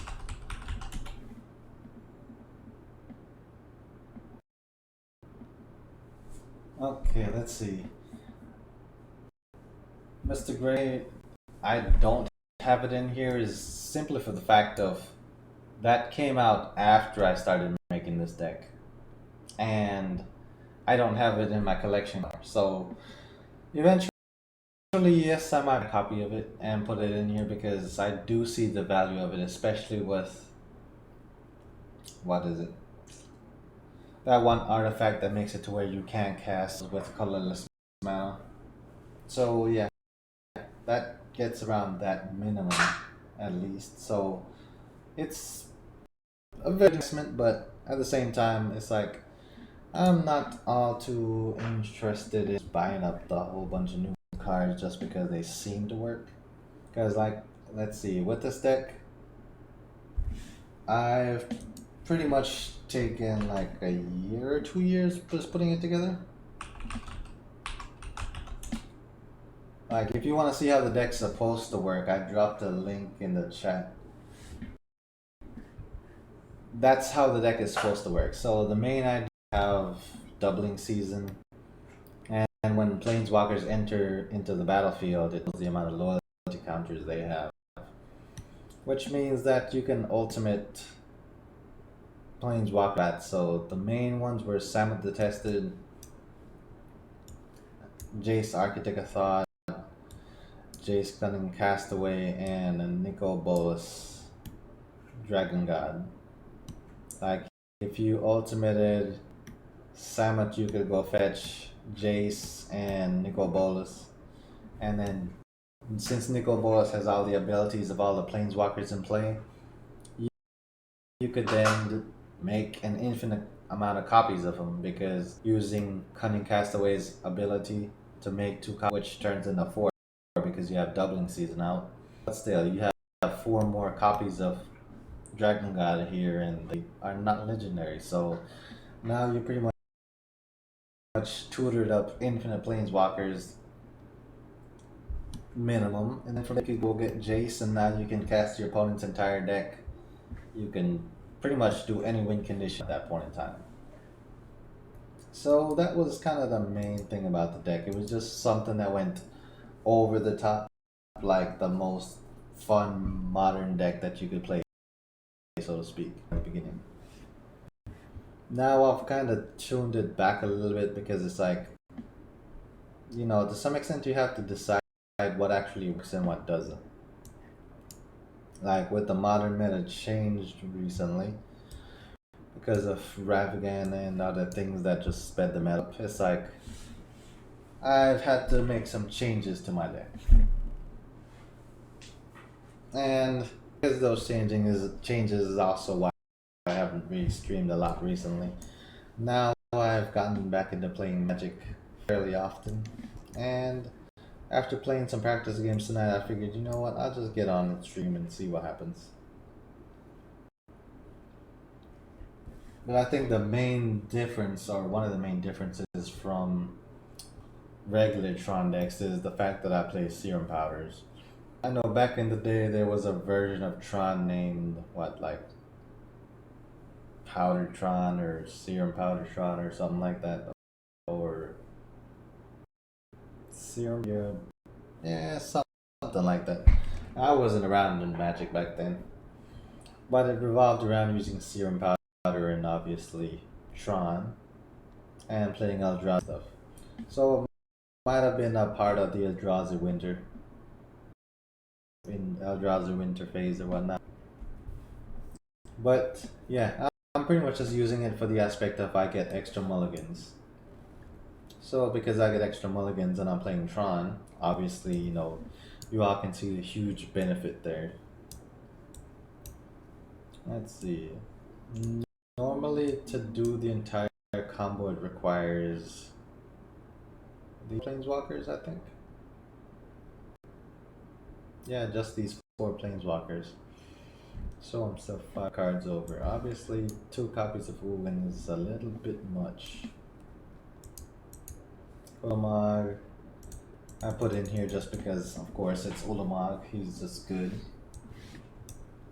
Alright, so one thing that I was seeing recently is it's kind of difficult to, I guess since now I did put all 4 copies of Spheres and Stars back in, Mixes of Pandemonium 3 copies is a little bit much. Okay, so let's see, what can I do here? I got down on Sylvan Scrying. Let's go down on 1 powder. Or add the powder back and put it on the sideboard. Okay, let's see. I think we just go ahead and use that. Because the thing is, I'm still trying to get Tron Online ASAP, right? But I also didn't dump out the aspect of, you know, using doubling season on planeswalkers to ultimate and make some fun stuff happen. And we're still keeping the cards in here. We have Ulamog, Ugin, Emrakul. So definitely a lot of green Tron aspects going on here still. This will be pretty good. So let's give this a whirl and see what happens. The one thing that I'm thinking about though is we're going to be running into a lot of decks that are running cheaper cost cards. Will that actually be an issue for us being able to get Tron Online fast enough? But I guess we will have to see. Alright.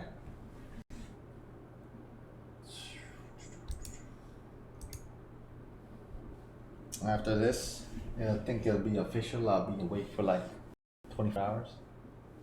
Oof. See how quick we get matched up. Okay, so saying that we run into somebody who's playing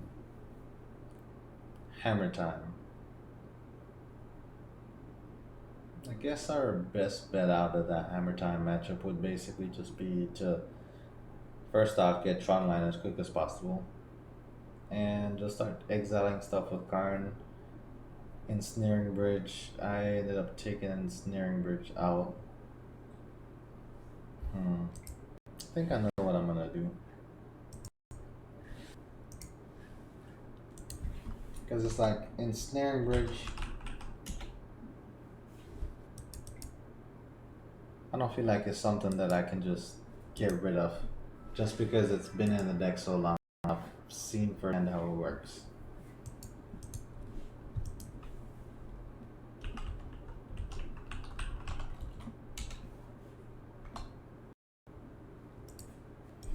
And also I went and bought an extra copy of it just because I wanted to test out 3 of them and see how it works. Okay, I know I don't... What was it? Was it Chalice that I saw? There was one that I saw on the sideboard just now that stood out to me. But we'll just go with the 1 bridge for now.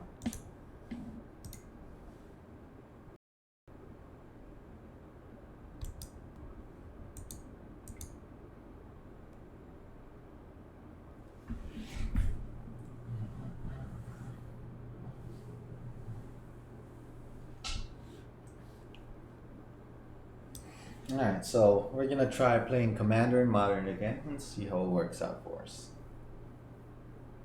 Fingers crossed though. The only one thing I really wish that I had with this deck is what's the name? A companion.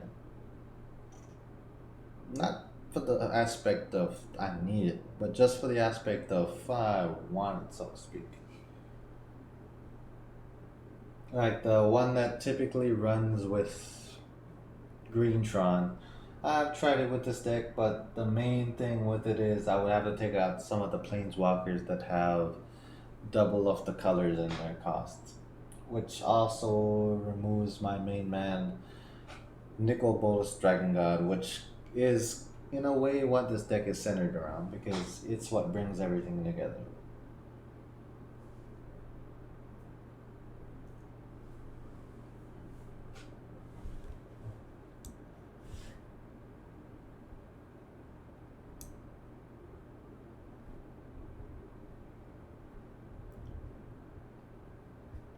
Alright, opponent found. Alright, so let's see. I'm only running 1 Serum Powder, so definitely not looking for the Serum Powder mulligans non-stop. Turn 2, Sylvan Scrying, Ancient Stirrings. Alright, let's see.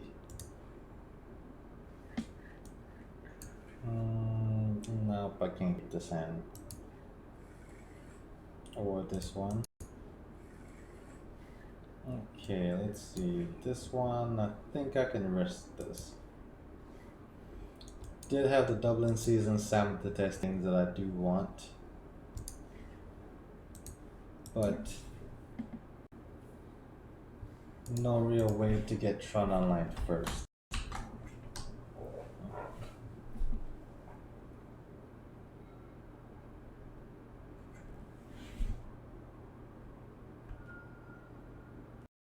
Okay, so things that I could expect my opponent to play here. First off, Thoughtseize. Oof, they're playing red. Red, blue, black. Rafgan. Okay. Alright, so drawing into Natural Tron. I guess that's what happens when you adjust your Tron decks, right? You just draw into Natural Tron. So I highly recommend everyone go adjust their Tron decks out there.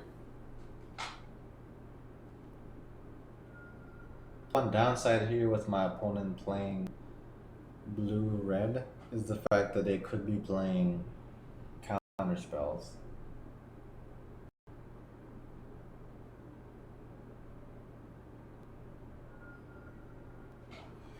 And so, with them playing counter spells, it means that the spells I have in hand are worth even that much more.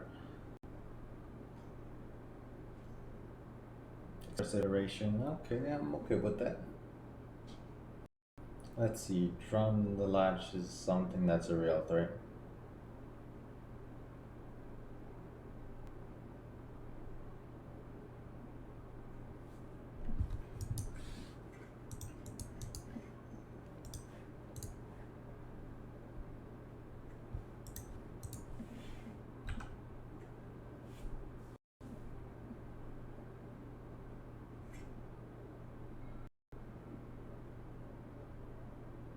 Alright, so if a Wormcoil engine can win me this game, then we're in a pretty good position. But if Wormcoil is not what it is, then we're gonna have to look for something else. Okay, Expressive Iteration again. I feel like they're building up towards a Murktide region here, which is a pretty solid play in my book.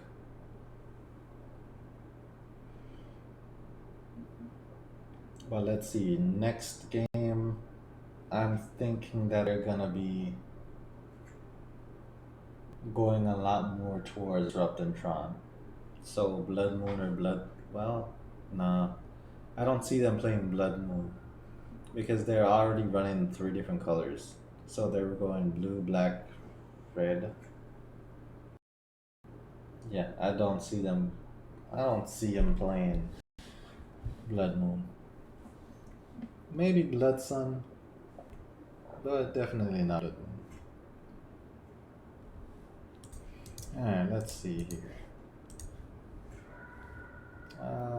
What's better? I guess let's go steerings first. Alright, what are we looking for here? Ugin Spirit Dragon looks good, seems good. Ulamog Ceaseless Hunger looks and seems good. Okay, we have options. We got options. Got a lot of options. I think Ulamog is the safest bet here because at least it can attack and just, end the game pretty aggressively if needed. And also it's an uncast exile, which is pretty amazing. Let's just go get a tower so we can cast Ulamog for sure next turn. Don't tell me I could have. Oh man. I did not realize I could have played a land there. If I had, I would have played the land and then played Wormcoil, which would just be some, extra insurance there.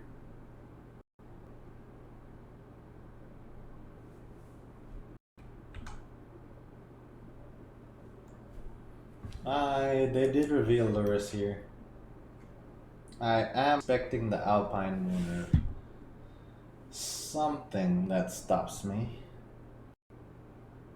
Void Mirror at the very minimum. But I'm expecting something.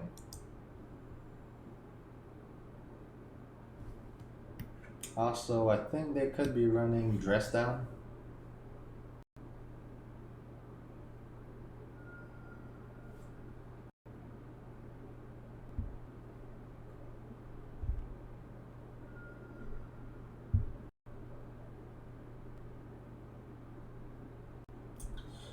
Okay, very foxy. Definitely seem like a more educated Magic the Gathering enthusiast than myself at this point.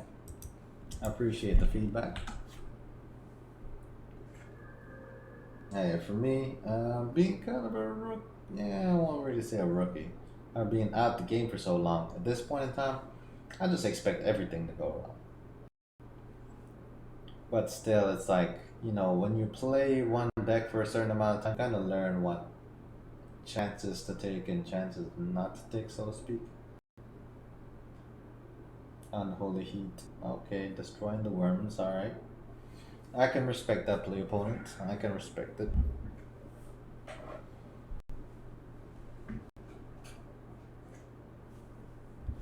Still means that I'm casting Ulamog and exiling both of your things, though.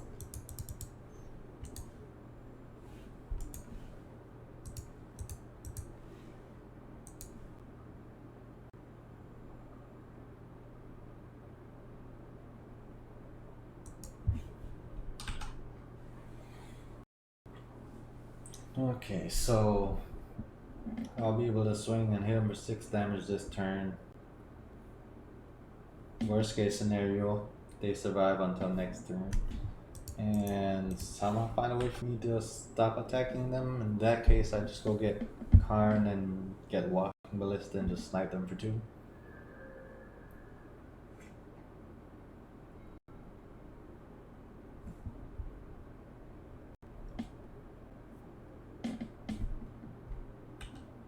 Okay, that's Shadow.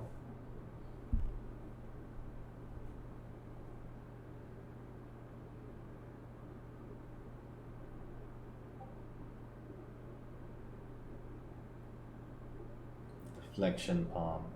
I remember one time I was playing against an opponent and they used a Deflection Palm and just had my Emrakul just slam me in my face and kill me, and I was like, what the heck? Nah, those were some good old days, so to speak.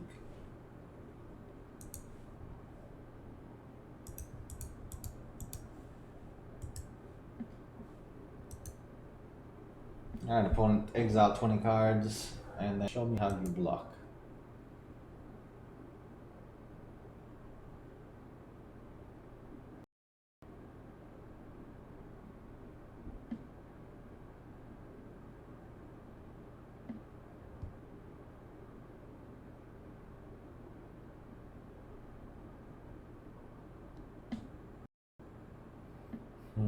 I thought the opponent had more life, but I guess they did not. Unholy Heat. Unholy Heat again. Drown and the Lodge. Okay, look at this. Opponent pulling out like everything here. They got the works. Okay, I guess they did it in order to get their Death Shadow to be ridiculously strong at this point. Lo and behold, hey, we got the Khan Great Creator to go get. What's the name? A Walking Ballista, snipe it.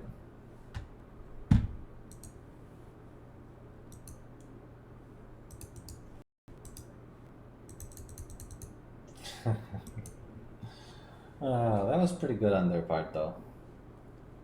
If they had gotten off the double strike there, that would have been a pretty game ending for me. I want to stay here. We can take Karn out and put in the other copy of Wormcoil. Let's see, what else do we want to do? The bridge. I don't really want to put bridge in just because of the aspect of I have a pretty amount of creatures in here that can attack and overpower my opponent, so I'm not trying to mess with that.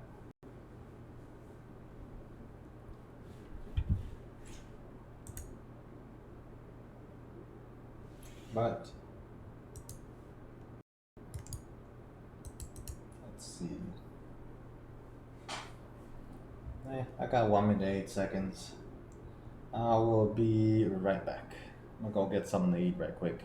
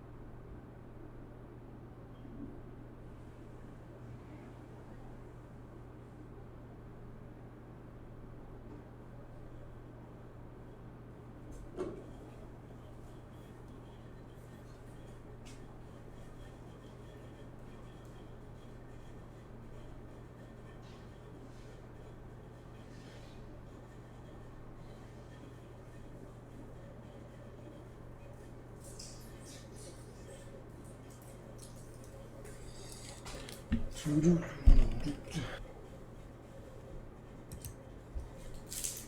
so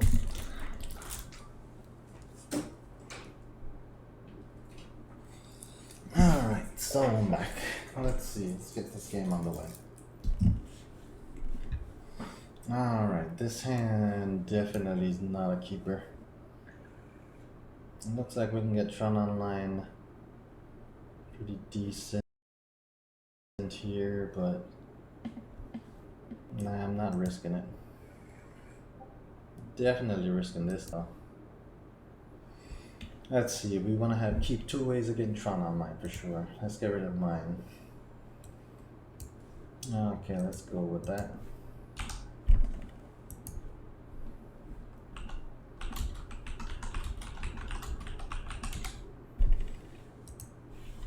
Alright, they could do a Thoughtseize on us here, which there's really nothing that we could do about that.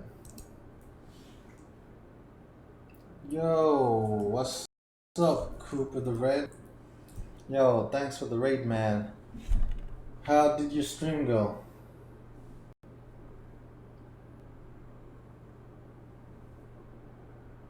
Yo, what's up, Basic Land Shark? Long time no see, Chuck. Or maybe it's long time no see for me since I haven't been on Twitch. I haven't been that active on Twitch that much until tonight. I just happened to be playing some, just public games, and I was, might as well hop on stream. And lo and behold, 4 hours later, I'm still playing Magic. Kind of rediscovering, why I decided to play Magic.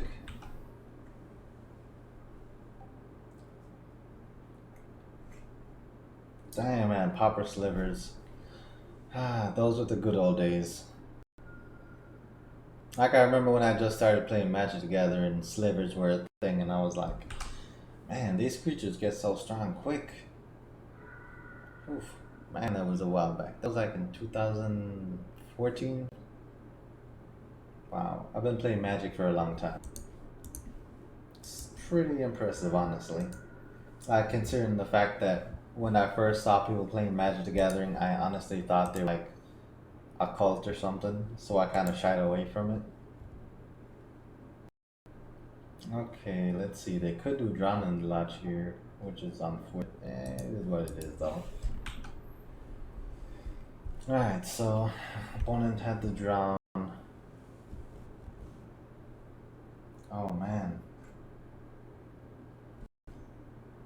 Dang, working from home. That's the dream that a lot of people want, but then the other half of the people, they're like, oh my gosh, working from home and you're stuck in the house all the time. To me, I'm like, shoot, working from home honestly seems just amazing. Or how have you been liking it so far, Chuck? Tell us about your experience of working from home, because I personally would like to try it. And then probably never stop trying it, because I think I would enjoy it.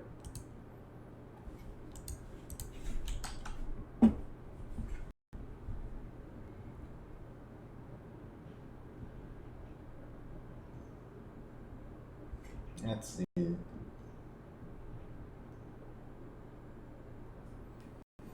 Ah man, the Croxes. The Croxa. Okay, so I think they might just, well, they do have lures, so at the very least they could just do the lures thing where they just bring Croxa back constantly and just eat away at my hand. I guess the best thing to do here is to just do Emrakul maybe? Or if I don't, I could just do Doubling Season. Let's just do Doubling Season. At least that way I don't shuffle all these cards back into my library just yet. Kind of mess my odds up of, getting Tron Online quickly.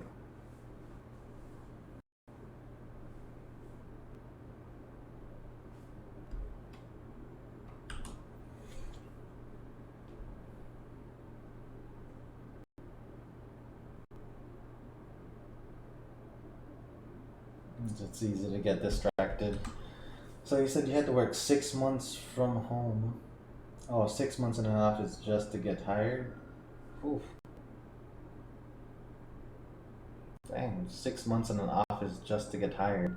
Is that because there was a training period, or it was just an evaluation? It's like, hmm. Or an internship, I guess, is the best. Or I guess the fitting word to use for it. It's like, I personally have only worked at McDonald's and so I guess the fast food industry and the military. That's really the only jobs that I've had. So I can't really say I know a lot of things about like internships and stuff in the nature. I pretty know what I've seen or whatever, but seeing and experiencing is always two different things. Okay, I got you, Chuck.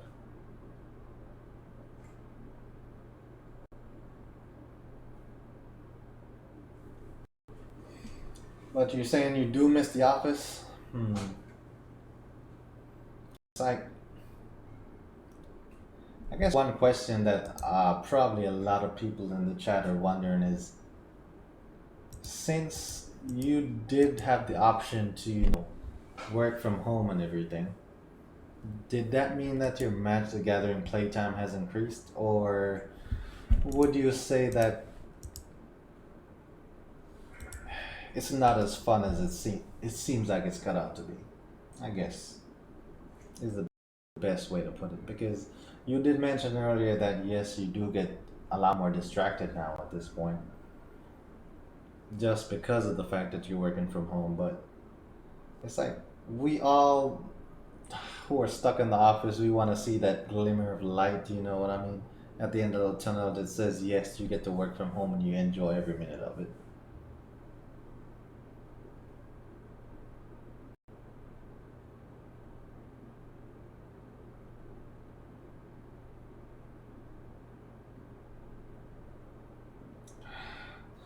Yo, what's up, Red? Hmm. That's an interesting perspective. Hmm.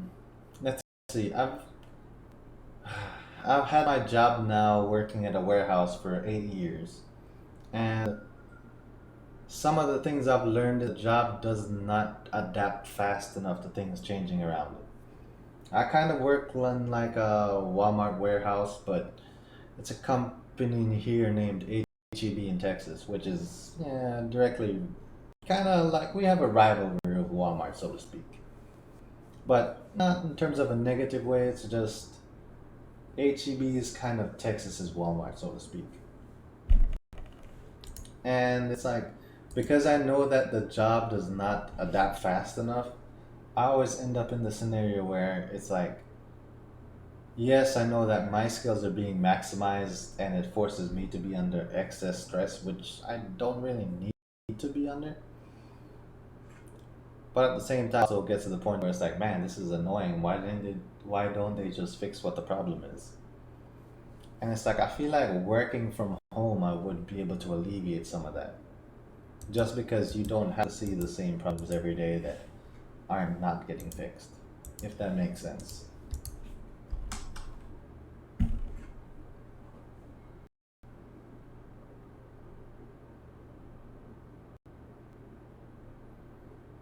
Hmm. Yeah, see, I think you're onto the right thing there, Chuck.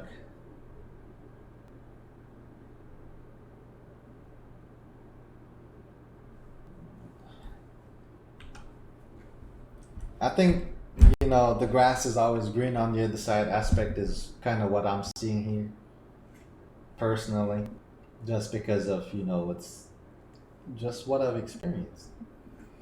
So it's like I've had the grass, being stuck in the office side,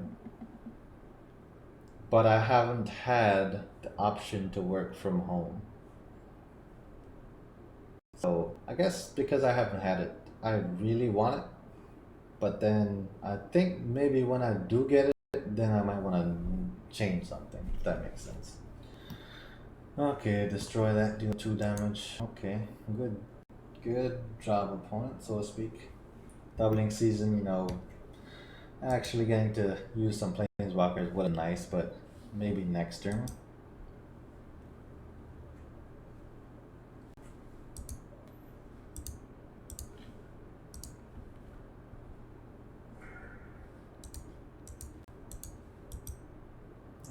Let's see, what's the best? Oh, opponent only has 7 life. Might as well just go all in on creatures, right?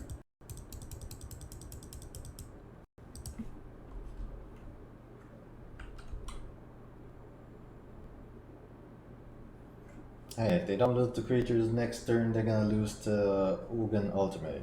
So it's either gonna be one or the other.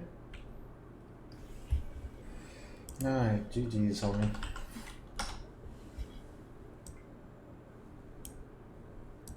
Alright, so first winner of the night. Obviously, I guess I was waiting for all you awesome folks that have been participating in the chat to show up to actually win some games. Ooh. For a short burst of energy. You know what, Chuck? I have recently started playing Arena a lot more often myself. You know, ever since they added some weird unicorn card that acts like a Ajani's Primate. Ever since they added that card, I've kind of been playing every so often, getting back into it. It's like, only thing I play on Arena though is White Winnie Life Game. And it wins games. Like, I think on average, like 4 or 5 turns and the game's over. Like, now I've kind of gotten it down to a science. It's like, if I have an opening hand and I have at least basic lands, or 2 lands in general, it's a keep. But if I don't have 2 lands, then it turns into something that ends up being pretty difficult. Alright, so definitely this is a hand I want to keep.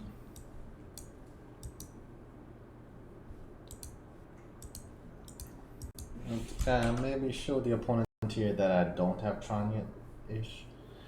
So let's see.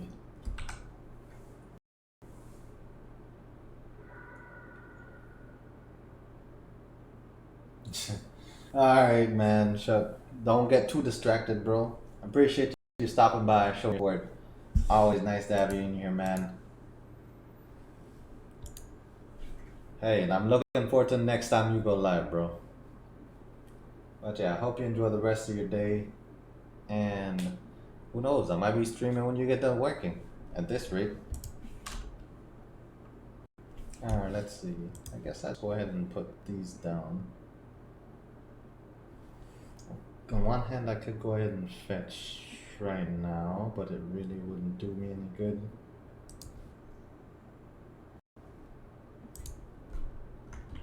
I guess I'll fetch on their turn. Yeah, at this point, Momo, yep, hashtag no sleep, definitely up there. By the way, Master TG55, thank you for the follow, bro. I appreciate it. I know I kind of got, caught up in conversation there a little bit, so I haven't really been paying too much attention to my notifications there. Let's see, it's okay. So they're gonna be taking my Wormcoil Engine for sure. Let's go get a Cascading Cataracts.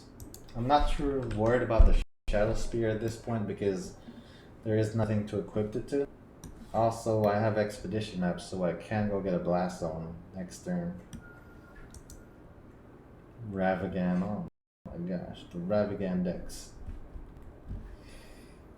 Okay, let's get a tower out there. I guess at this point in time I could just use these, power through them, and see what I draw into. Alright, that's not what I want to see. Okay.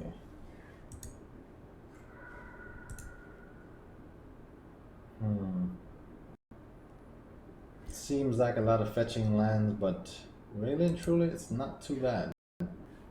Let's see, tower, power plant, mine, power plant, tower.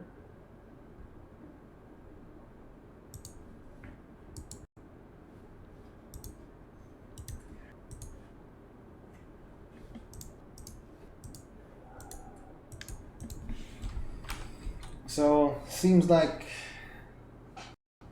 everything I've changed so far works really nicely because before when I used to, just play through the deck just to see how it's doing, what I would always tell myself is if by turn 4 or 5 I can't play all the cards that are in my hand, then that means it's a dead card and it's something I need to change. Except for like now, for example, where in which case I end up with just Tron lands. It's like, hey, the deck is literally built around being able to get Tron online efficiently as soon as possible. So from that aspect, totally makes sense, right? Alright, so I only have one card in exile. I could just go ahead and just use it, but I think at this point I would be benefiting from it less than my opponent is.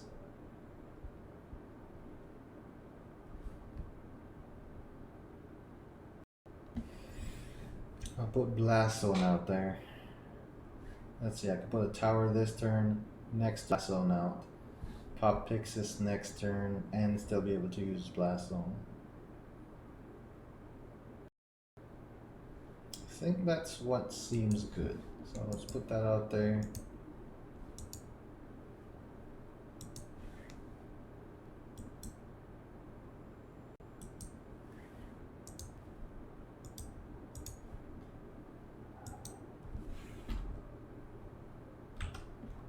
So once again, I'm gonna go fetch more lands.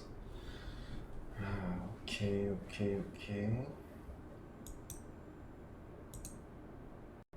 The good thing too is he doesn't know I have Blast Zone, so that's pretty sweet. Tower power plant. I guess I just need to go fetch a mine at this point in time. Ooh, that's 1, 2, 3, 4. He does not have enough mana to actually cast that, which is nice. I love to see it. Inquisition Kozilek. Okay, alright. Let me go fetch a land so you know what's in my hand. Just being very direct with my opponent, I guess, is the best way to put it.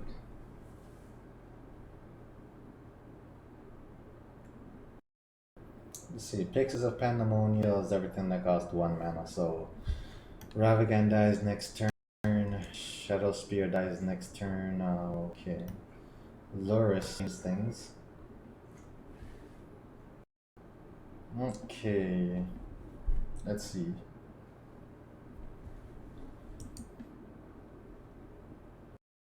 What I could go do, get Walking Ballista and snipe both and Ravagan. I think that seems good.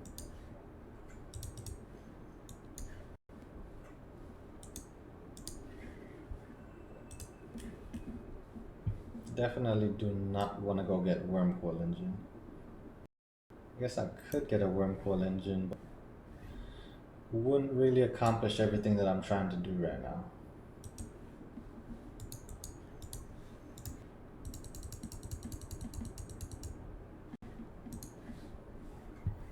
I do know that Walking Ballista here is actually a pretty easy target though.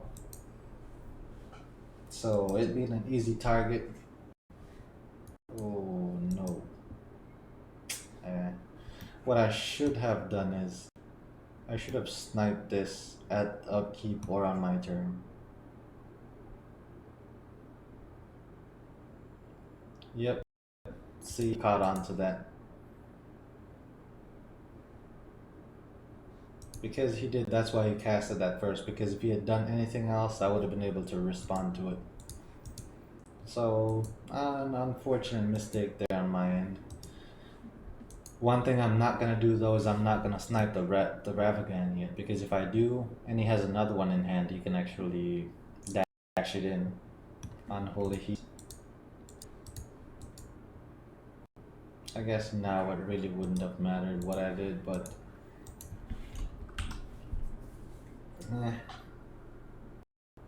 no, pumping out some extra damage there, dealing at least 1 to him seems decent.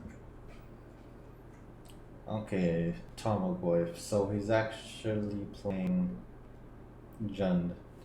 So Wormcoil Engine actually is very good against them.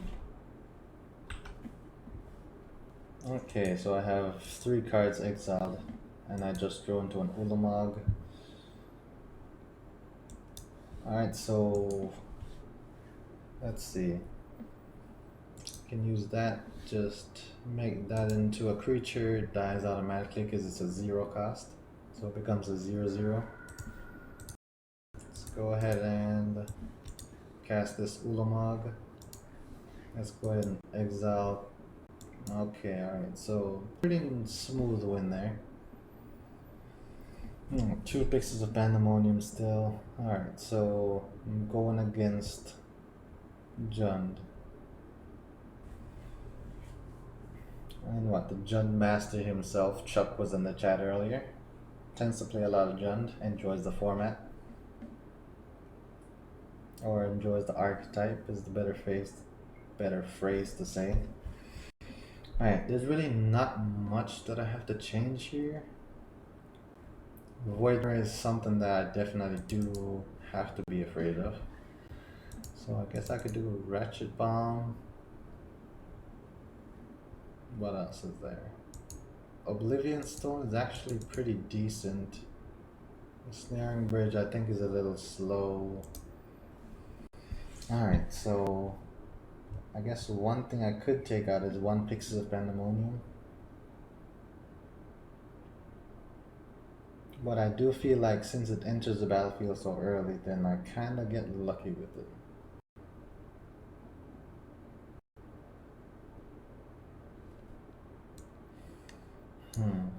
So I need to take one thing out.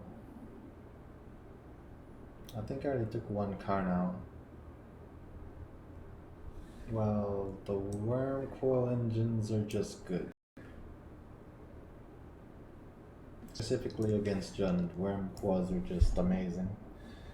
Let's see, what else could I do?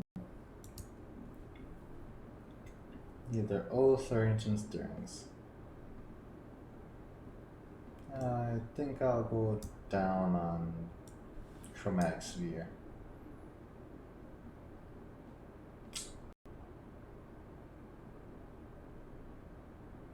If I don't go down on Sphere, I can go down on a Planeswalker. Yes, it takes the ultimate combo away, so to speak, but at least it makes it a little bit easier to cast the cards in the deck. So I think going down on Jace there is not bad at all. Okay, so we get Tron Online from the get-go. Alright, so alright.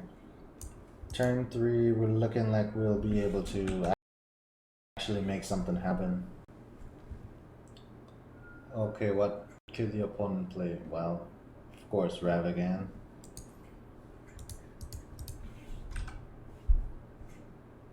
Okay, if we can get to turn 3, we can play Wormcoil Engine. And being a 6/6 with Death Touch and Lifelink puts us in a very good position. After that, just following up with the Karn and Salmon the Tested, I think will be enough to do the opponent in, but we'll see how it goes.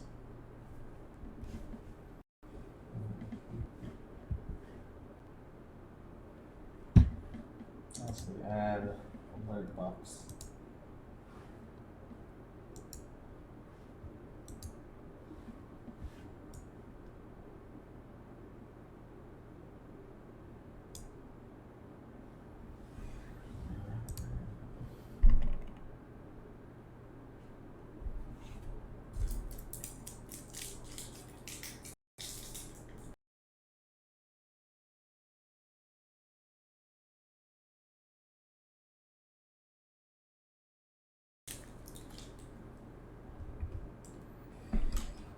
Okay, so attacking with the rabbit. Oh, did he not draw into more mana?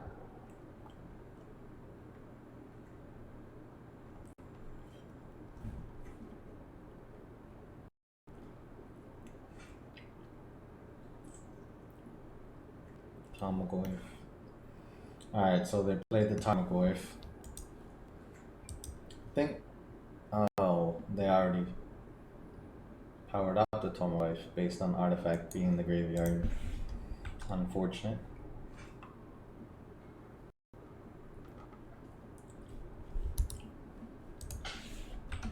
I do believe I kept my Relic of Progenitus in the main deck. The reason why I'm thinking about that is because it could potentially exile the graveyards and make Tarmogoyf and Dragon Rage Channeler weaker.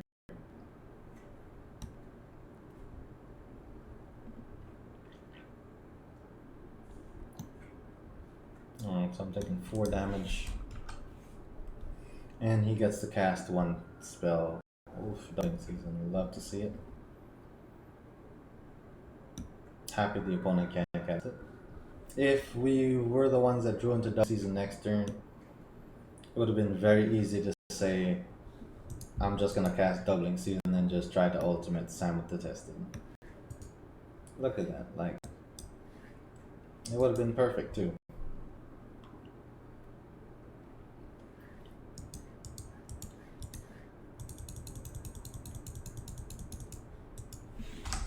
Alright, opponent, so you have to deal with the Wormcoil Engine. If you can get around that, you probably have this game in the bag.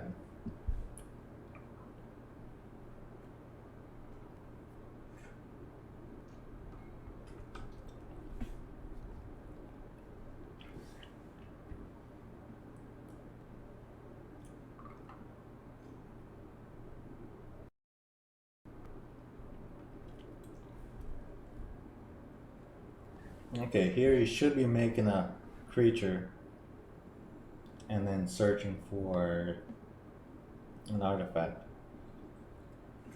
That's the artifact that he searched for? Like, I thought he would search for something more useful. I guess maybe he's gonna destroy my worm. There goes Culligan's Command, forcing me to discard a card.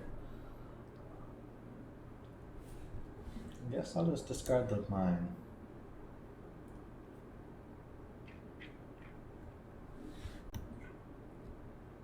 And 2 Tarmogoyfs, attacking with both.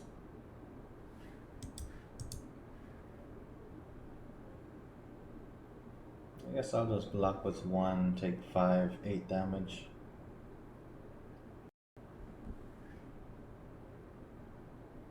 And then I can just give this life link 1 double strike next turn.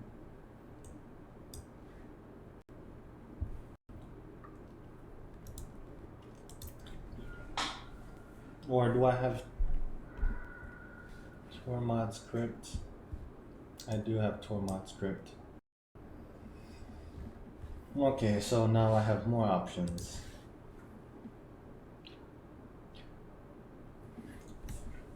That's 5, that's 3, 5 damage I would be taking next turn.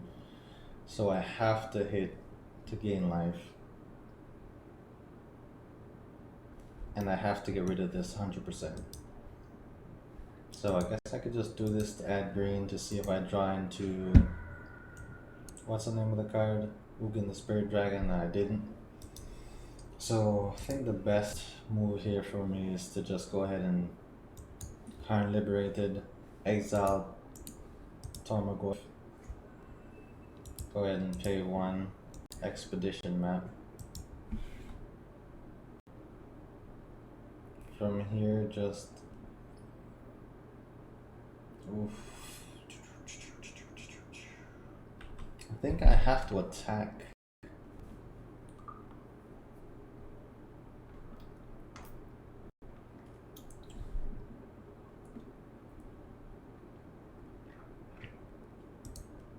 I think I have to attack here. Because if they have something to give their thing double strike, it doesn't matter if I attack or not. I'm still dead. I think this way it kind of forces them to have to kill Karn. No, they're just great for me. Do they have a burn spell? They played another? Okay. They have a burn spell. I'm looking for the last burn spell. Pithing Needle on Karn.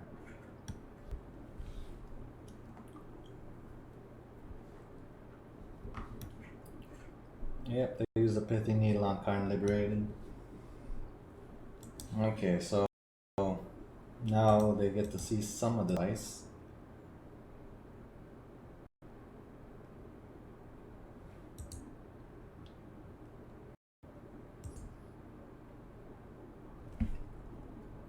Okay, let's take this back a little bit. Let's see. What else can I do? I don't want to solely rely on just the worm to win, because that leaves me open to being able to lose. I can go ahead and fetch, get Blast Zone, blow up Blast Zone, destroy Pithing Needle, exile. Oh, it also destroys all their creatures as well. So that's actually my move. I had to check what was in exile real quick, that way I would know for sure. So, blow up Expedition map. Go Blast Zone. Put Blast Zone out. Opponent conceded. Okay, so I chose the right way there.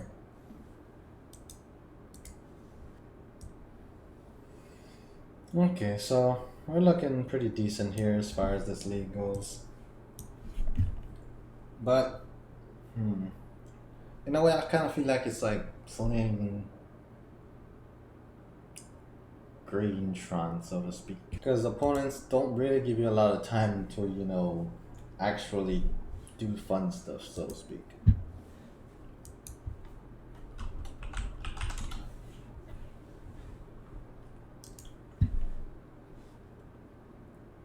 And the fact that I think I've been on play every game, it's pretty amazing. Shahili Rag.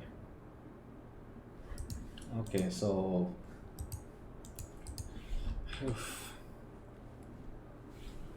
I think on turn 3 I'll be able to use Karn Liberated and just start exiling lands. That's the route I'm gonna take at first. Seeing as though my opponent's playing green-red, it's kind of hard to say exactly what they're playing. Drawing into Tron once again.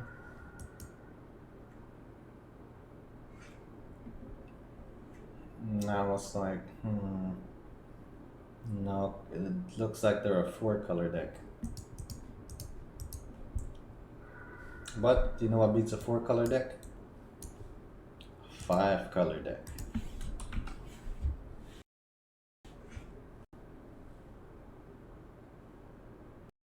Let's get that out there. Let's go find out what they're playing, if they're playing counter spells. I'm betting that they are. Okay, opponent conceded. Okay, so they didn't want us to know what they were playing, so they chose to just end the game first. Alright, so since we didn't know what they were playing, it's kind of hard to when you don't know what your opponent's playing. The one thing I could say for sure though is I'm already filtering out lands pretty excessively. And everything seems to be going extremely well with that.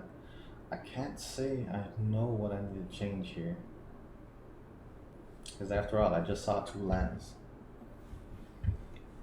But, yeah, I guess we'll take a 1-minute break and just have them think that we're changing something, right?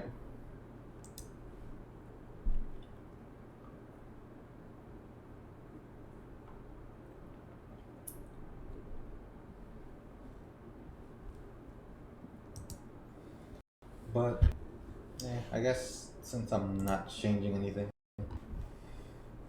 Okay, I guess I did see Triome Land. A Triome Land. Let's see, does this play any Triomes? Nope. Nope, it does play Triome.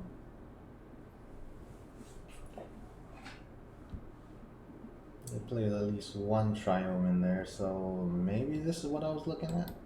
I don't remember how many cards they had in their deck though. So I might be playing Blink or Crashing Footfalls is what I think next. Because after all, this played the Chitra Trial. Chitra Trial.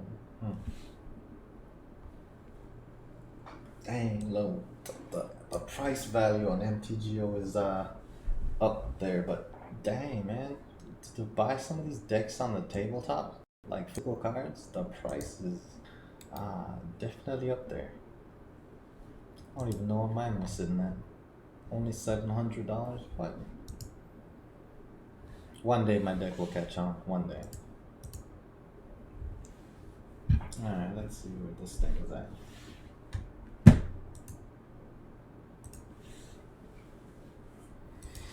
Okay, so maybe they think we changed something out.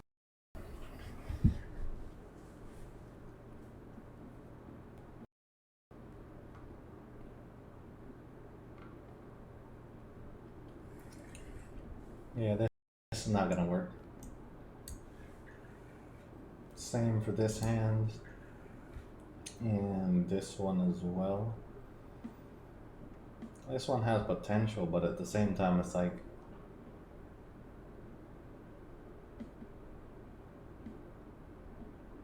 how much do I want to risk? I think I have to risk it. I'm going to forward. Alright, sometimes you gotta risk it for the biscuit, I guess. If opponent thought seizes us, they're gonna look and they're just gonna laugh. They're gonna be like, this guy doesn't know how to play Tron. Okay, so like they're playing like a 5-color deck over there. Red, green. So I think maybe Blood Moon is imminent, which if they do play Blood Moon, I'm pretty much dead. Okay.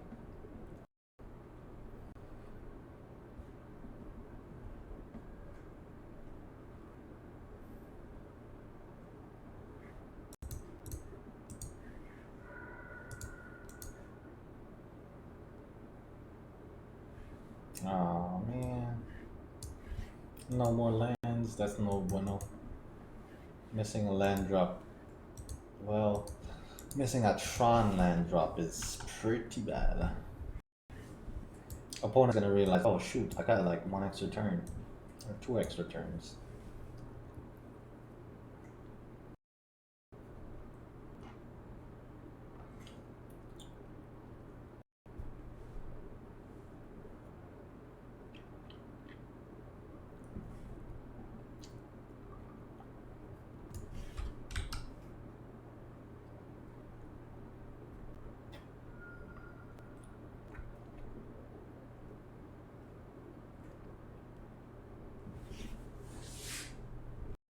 Let's see.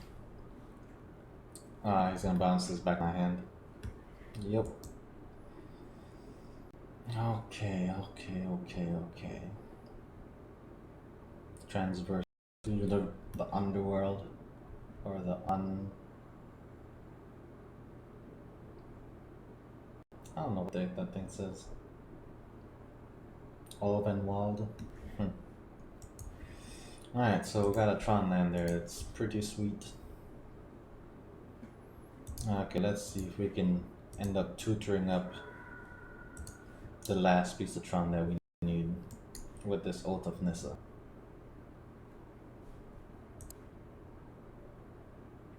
Sweet, we got the power plant. That's what we're looking for. In the order. Let's see, what's the downside here now? We have Tron online next turn. I don't know what on earth it's doing. They look like they're just powering up Ren 6, so it looks like they might be just setting up to get the emblem. So use the ultimate ability on that Planeswalker so they can get the emblem, which is what we strive here on this channel. But hey, we love to see it when we do it, right?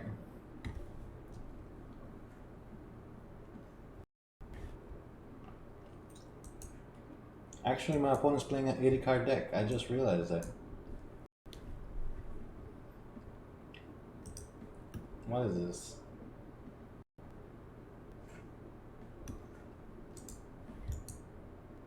What are they doing? Force of Vigor. I don't care if you use Force of Vigor on that. Okay.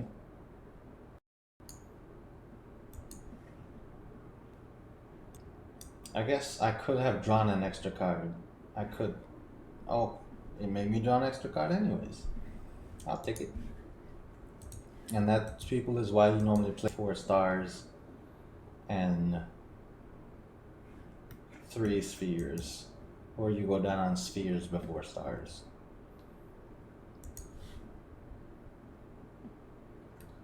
No counterspell. Let's exile what it seems like they're working towards. And let's go ahead and put that out there. So next turn I should be able to get Wurmcoil Engine out. After I get Wurmcoil Engine out, see if we could turn it into just an attacking thing. I think I might bring back Force of Vigor to their hand again just to use it on the Chromatic Star.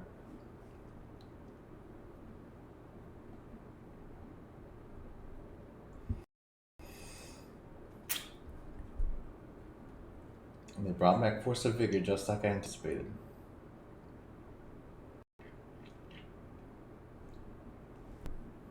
Let's go ahead and see what we draw into here. I'm trying to find a way to use Doubling Season and Ultimate a Planeswalker. Pixels of Pandemonium. I guess putting the worm out there is the best option.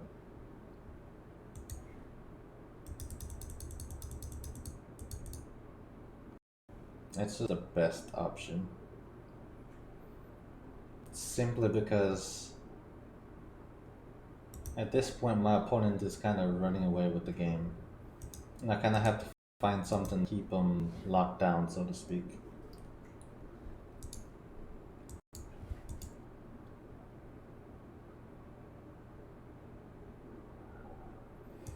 If I exile this land, I basically exile 3 lands for him. Let's see, that adds green, red.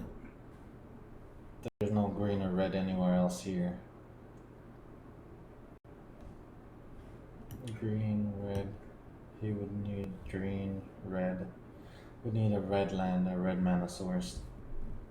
I think what I do here is I just go ahead and exile the land.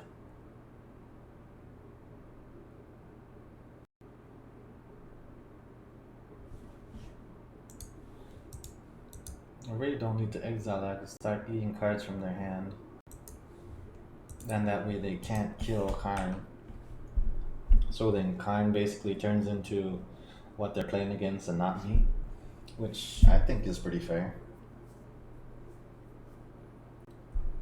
After all, that is why I play so many Planeswalkers, just to give my opponent something else to be distracted by.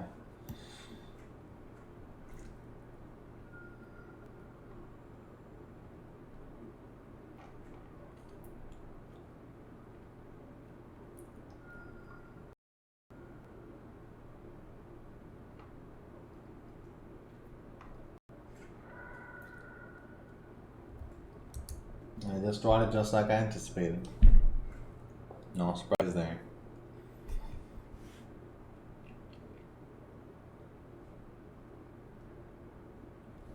I'm happy they didn't destroy the star this time around also, because they brought the lifelinker back to my hand.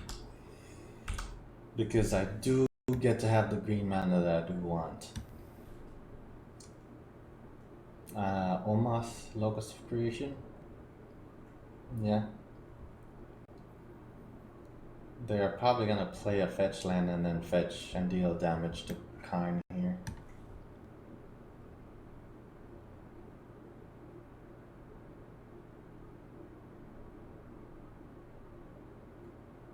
There's the fetch land. I guess they just threw in They just drew into Omoth there though, because if they hadn't Omoth last turn, I don't think they would have fetched on my turn. They would have just waited to fetch until their turn.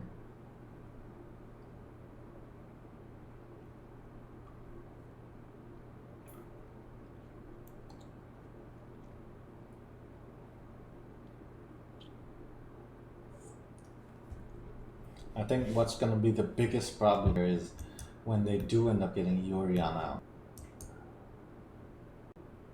Eternal Witness. I guess they're going to destroy my... They got the Time Reveler again.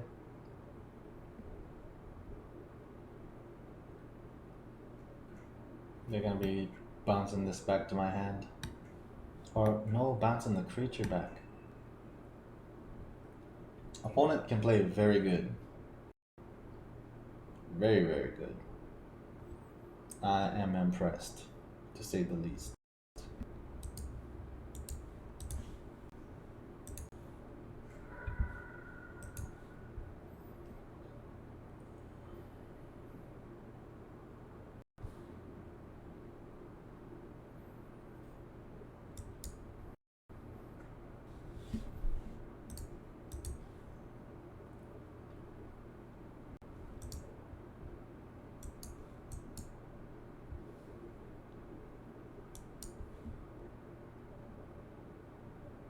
I think Ugin here being able to exile everything that costs 4 or less is pretty massive.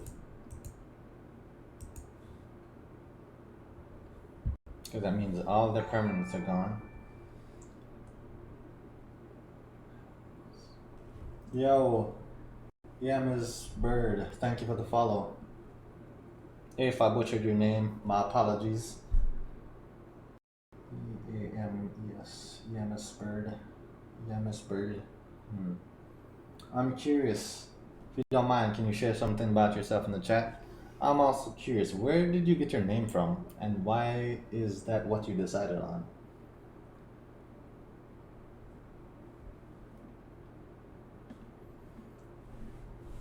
Like, I think me pronouncing all the letters in your name makes it sound like Ms. Bird. It's like a Y, but it's not a Y. Alright, opponent, what are you doing?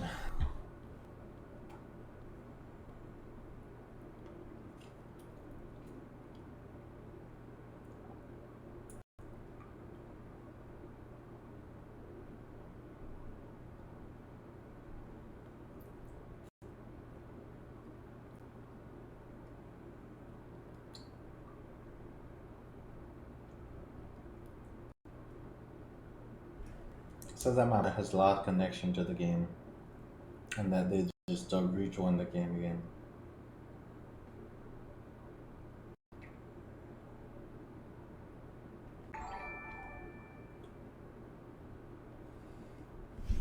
Yo, and my guy 800, thank you for the follow, man. I appreciate it. Hope you've been enjoying the content so far. Fumarate. Okay, he's using a Fumarate. I wonder if he's trying to use that to... Oh, he's just drawing cards. I was kind of surprised for a second because I was about to say, is he trying to use that to save Omoth? Because it doesn't work. Okay, so Omoth is gone. Now let's see. They only have one blue source. Let's get rid of that blue source, shall we?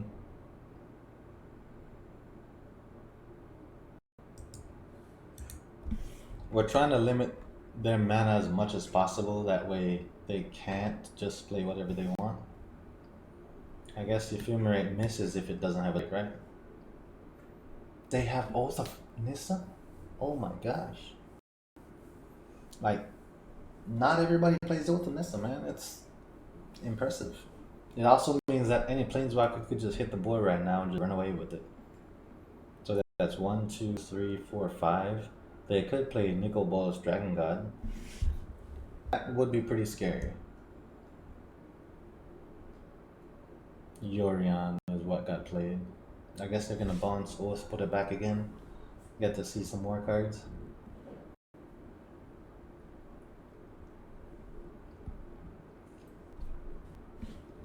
Alright, let's go ahead and exile Yorion. Go ahead and deal some damage there. Let's go ahead and play this.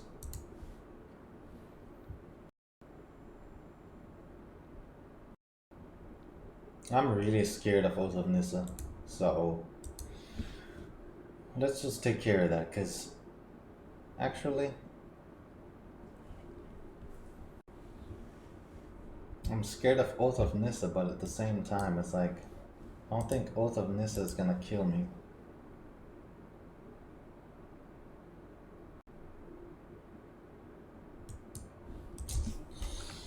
Let's let Oath of Nissa go. Oh my gosh. Maybe I'll live to regret it. Maybe. Hopefully not. Hopefully I just live and don't regret it. Oh, they have a red source finally.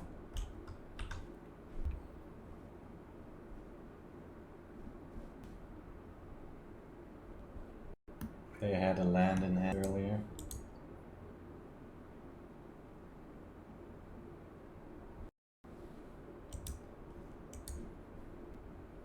That gets rid of Oath, so that's very good. They only have one red mana source. Let's get rid of that source again.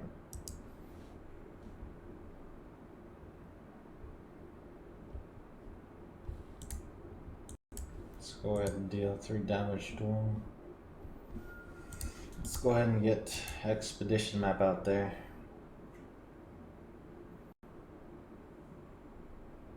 And let's go ahead and fetch Cascading Cataracts.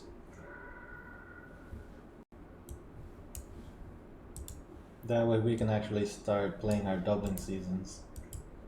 So, you know, we can work towards the end of the game pretty quickly. Oh. Solitude.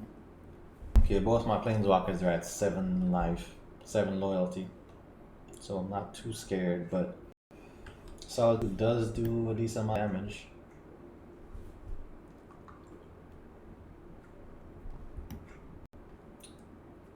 He's probably gonna hit Ugin first.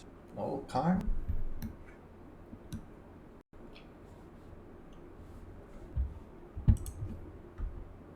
I guess he sees Karn as more of a threat because Karn goes up way more on loyalty counters.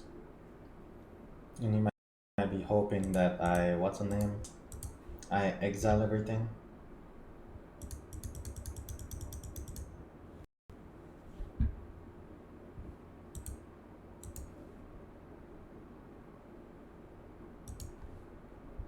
If he uses Ephemerate.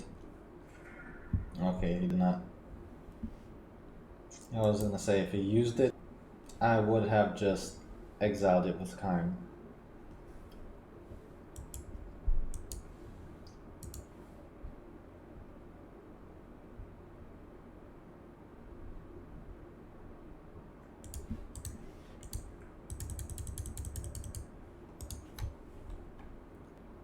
Okay, so he has 2 more cards left in hand.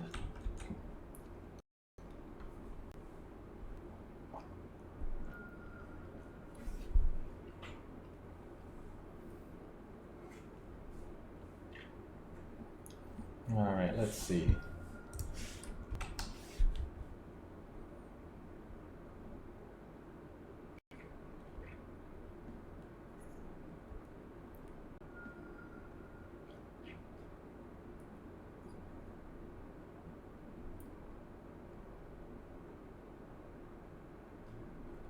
Shahir, right?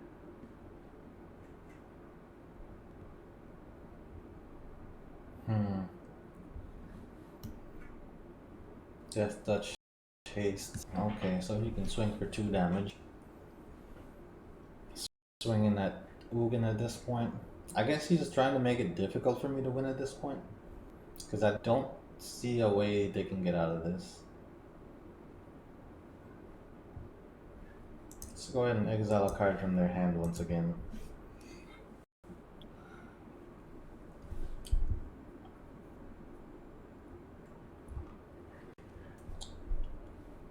Fury. Let's go ahead and exile everything that's 2 or less, I think. or 3 or less. Because a majority of the combo decks in Modern tend to revolve around 2 or 3 card combos. So if I lock that down, they should not be able to combo. I also don't want to put this second doubling season out because if they do have a Force of Vigor, I don't want both of them to be, you know, getting hit by it.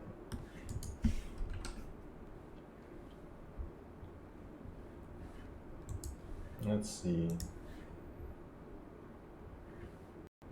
Okay, do I get Pix the Pandemonium? I'll take it.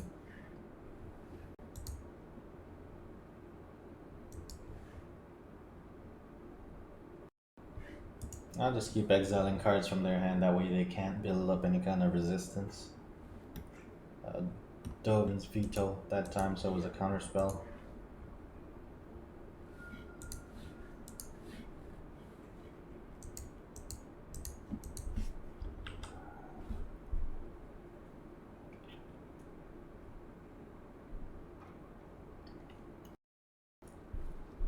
Oh, okay. Alright, that was the game.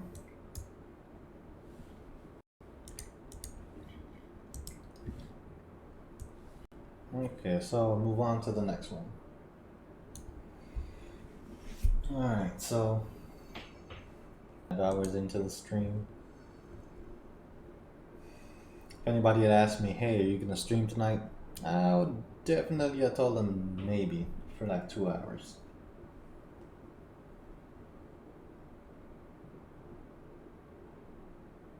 Okay, one piece of Tron. I can't keep this. Definitely cannot keep that. Or this. Or this. Or this, but I can powder, so let's do that.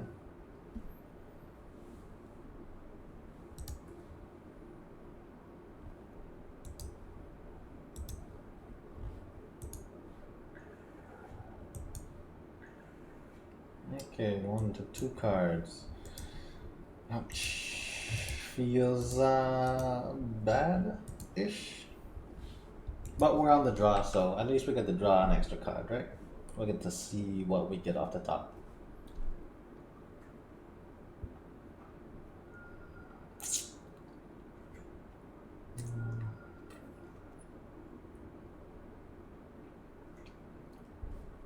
Dragon Rage Chandler.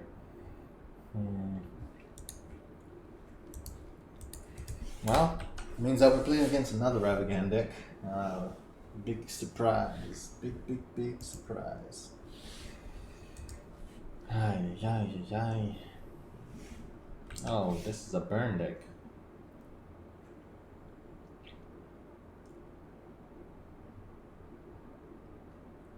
Alright, so since this is a burn deck, I guess that means that game 1 we're kind of out of it, right? Because we don't really have the equipment to deal with this right now. Granted, we do have options, but we don't have all the options. Because those DRCs getting what? The Delirium, and getting a +2/+2 will be pretty massive. And paired with burn spells and haste creatures with prowess. Think we're gonna get blown away this match. Or this game specifically.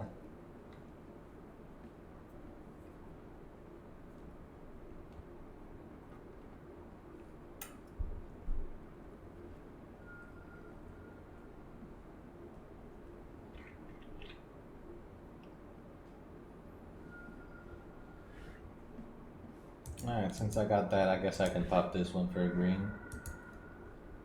Worm Coil, not what I wanted to see there.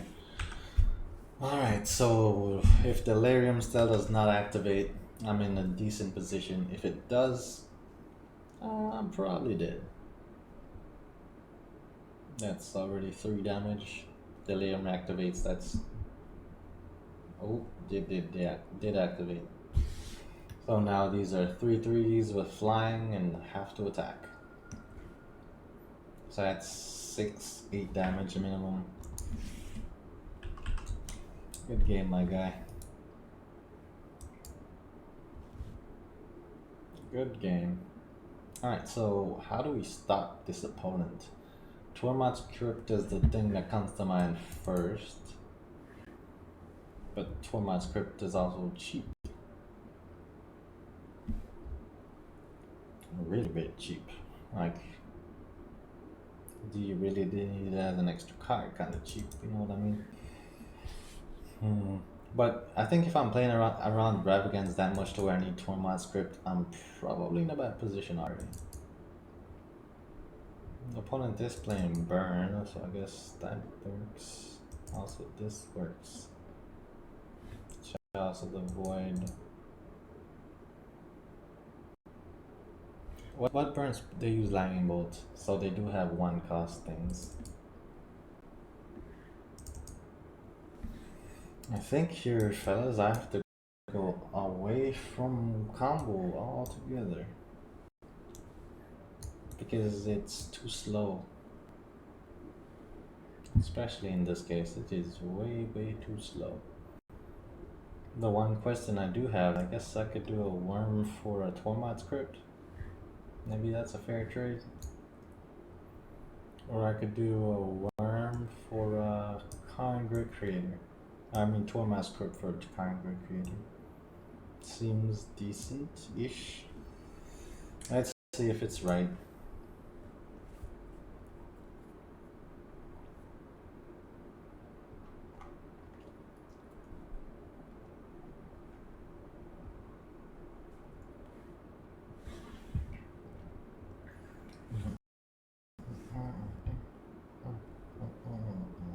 %100% keep. Matter of fact, 200% keep on that hand. Let's see.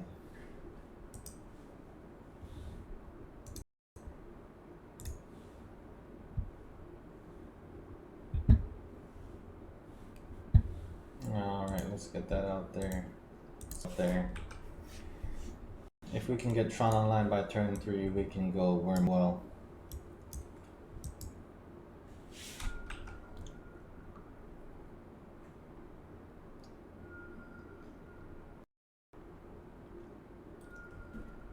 Lava Spike. I didn't even do nothing to him yet. Alright, let's go get a tower. Power plant mine. Let's get a tower.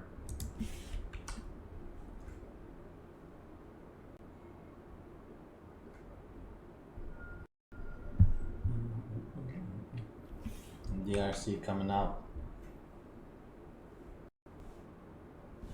There's a tower out there. They missed the land drop. No, they didn't.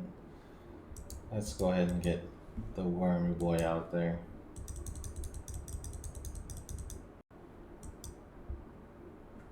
Let's go ahead and get Relic out there.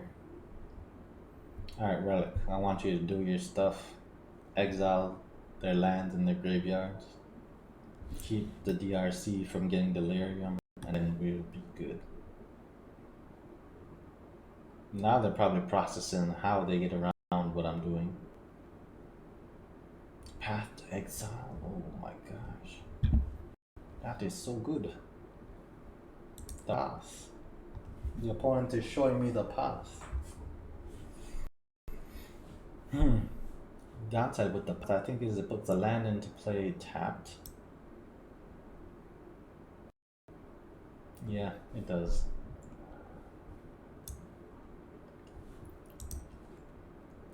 So the opponent was actually counting on me being able to respond to what they were doing. Which kind of sucks. But at least the DRC still doesn't have Delirium yet, so I feel safe-ish.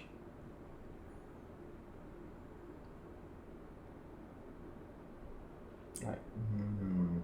It's hard to say that I should have played that different though, because I did make a good play. A good play. Emphasis on the good play.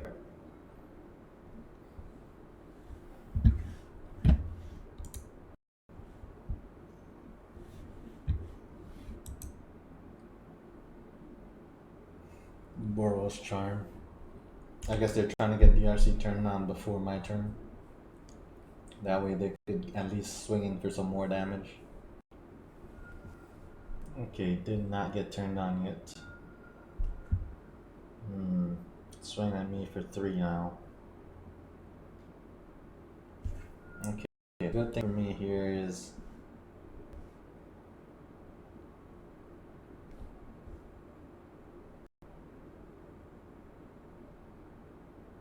what? Let's see.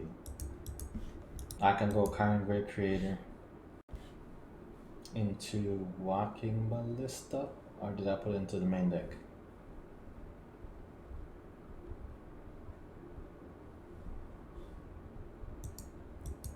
Okay, so I put it into the main deck, unfortunately.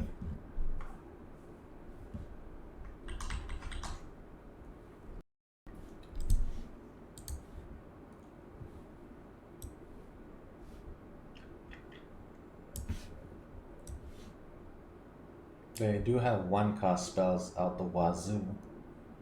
So I think Chalice locks it down pretty nice.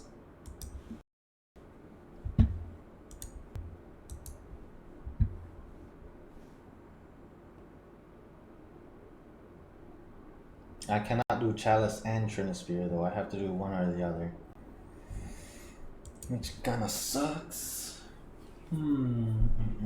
If I do Trinisphere, they can only cast 1 spell per turn.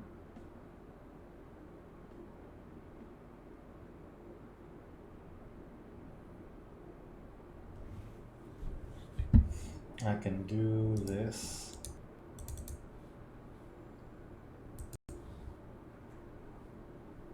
And I can still do this.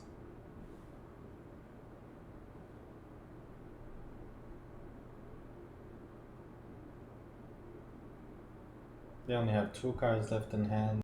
And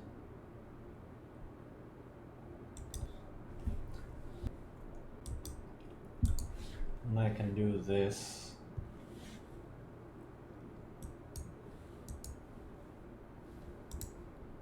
Exile the Delirium one.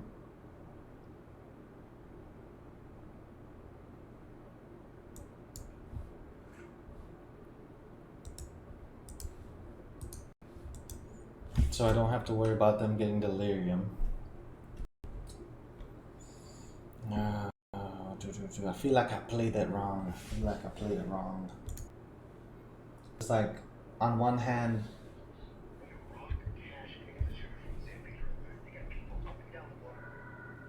huh.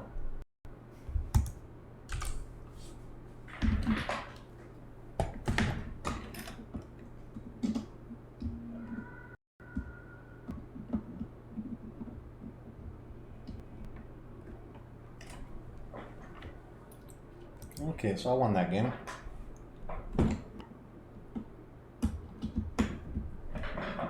Opponent just could not find what they were looking for there. Okay, so that was not luck. That was very good playing on my part. I'm just joking. Something to do with luck. They just didn't get what they were looking for. And I had 10 life left, so I was going to be able to make a comeback regardless of what they did. That Path to Exile, though, is very, very game changing.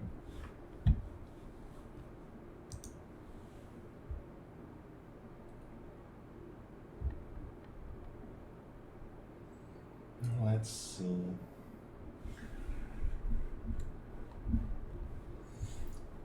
I will not keep this hand. Or this one. Or this one. This one, however, I will keep. Okay, what do I put back? I know I do not need that. I need these 3, 100%. I don't need that one. I don't need that. If they have Path to Exile, I'm gonna die.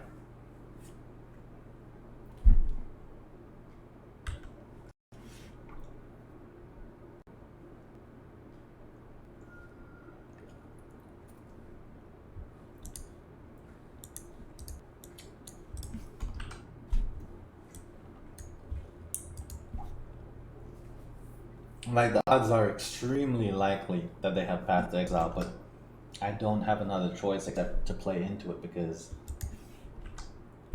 my only other option was Pyxis of Pandemonium, and it benefits them just as much as it benefits me. Power plant.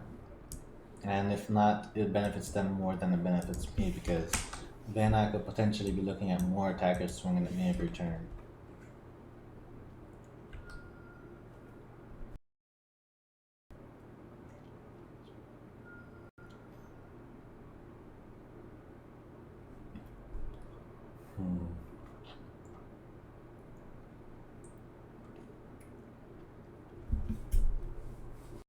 The only good thing about them using Path to Exile right now is the fact that I would be able to go fetch Blast Zone the turn after and just blow it up and destroy their 1/1s or their 1-cost things.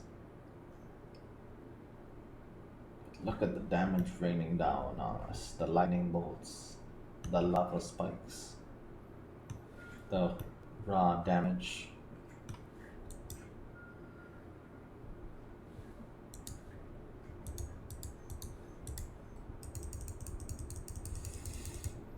I got 6 life.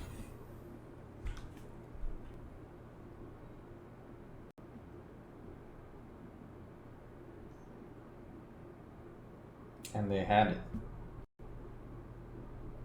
They had it. Oh my gosh.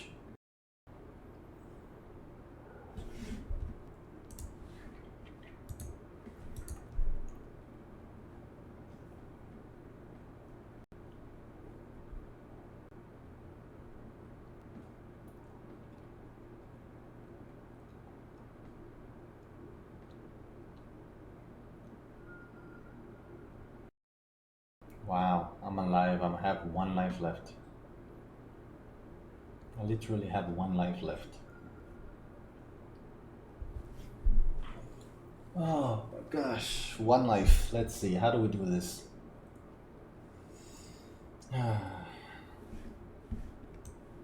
Takes 2 mana for this. And then 3 mana to pop it. So I have 3 mana remaining.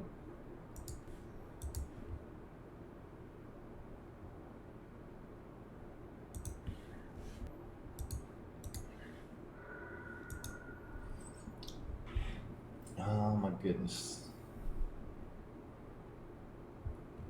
So I have 1, 2, 3, 4 mana total that I'm sitting on right now.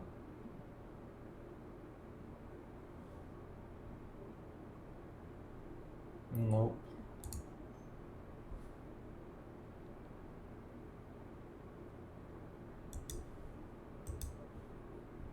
Less than 4 mana that I'm sitting on right now.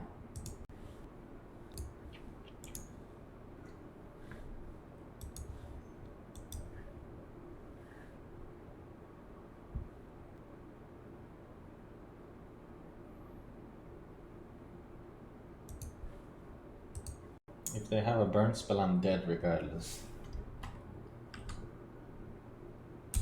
Let's see if they have it. If they have it, I'm dead. Oh my gosh.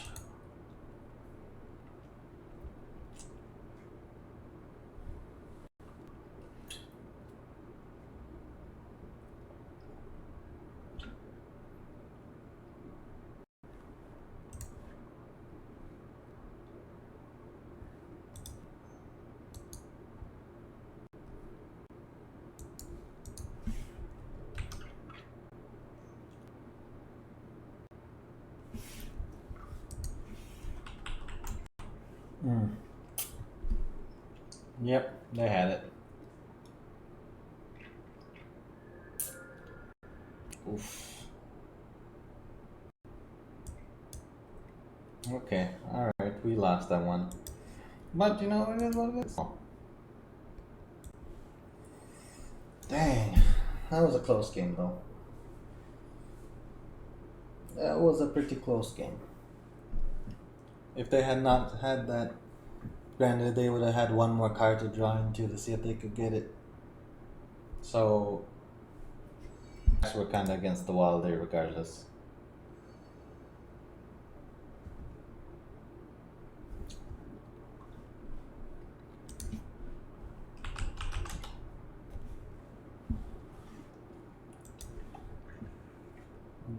Definitely keeping this hand.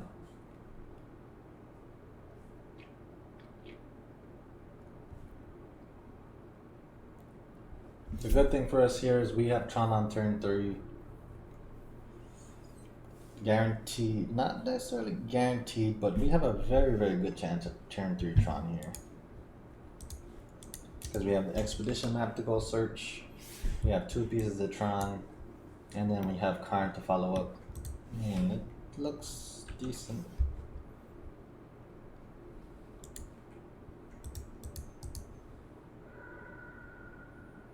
Okay, power plant tower is gonna mine. Now I'm thinking on their turn what I need to do is snipe this with Walking Ballista, because that's the same as effectively reducing their mana by 1.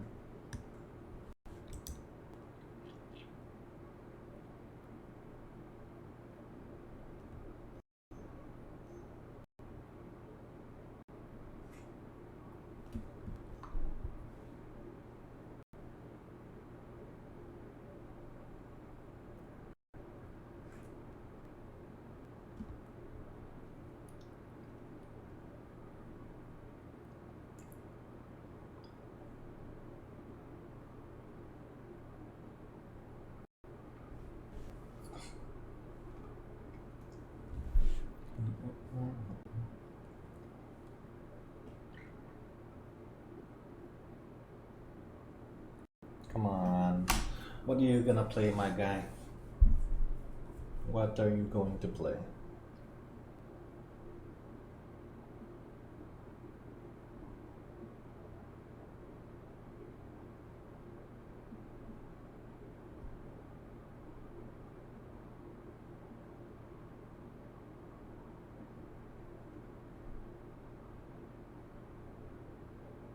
Another one?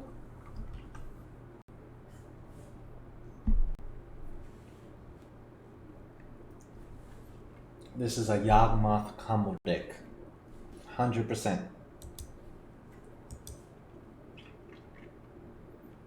How do you deal with Yawgmoth combo decks? You use Grafdigger's Cage and Relic of Progenitus. Now I already look in hand. Karn, I need your help.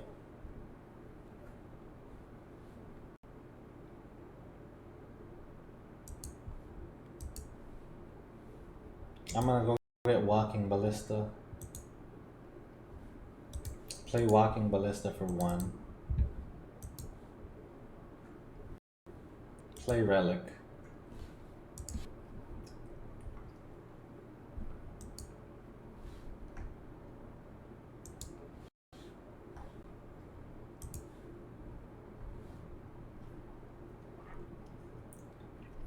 When this wolf dies, I'm just gonna exile it from the graveyard right away.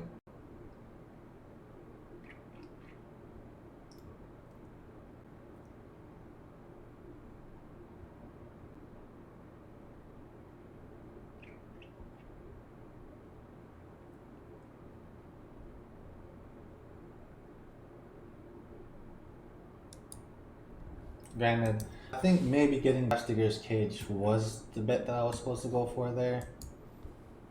So maybe not a little bit, maybe a lot of oversight on that part. Maybe I got a little too happy knowing that I was keeping the field clear. Court of Calling. See? They got a Dryad Arbor.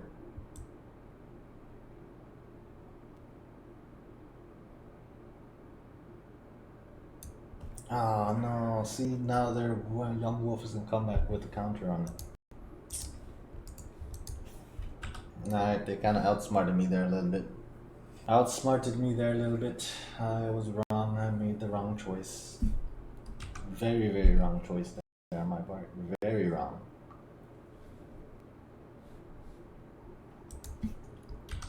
And now I'm paying for it.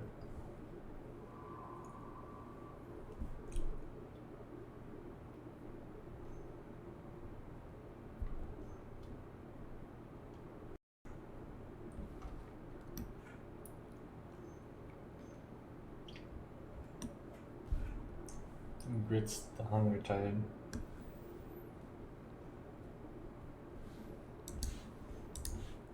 Alright, I really need to get which card now. I really need to go get Ugin the Spirit Dragon.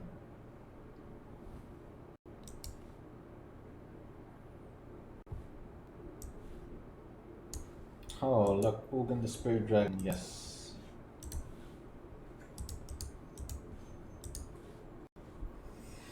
Exile everything that costs 3 or less, which is 100% of their permanents, except for the Dryad Arbor.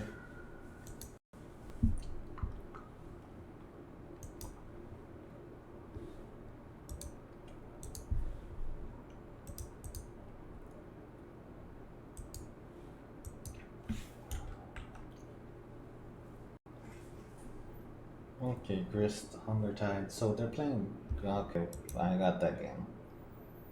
They're Grist. They had Quarter Calling, so Grafdigger's Cage is good. Fixes a Pandemonium, I can go down on one easily. I think they're gonna be playing the long game with me. So Karn, I think I can take out. I want to say that I can put it in a Wormcoil Engine. Ulamog, I'm not too sure about. But I guess we will give it a whirl and see how it works.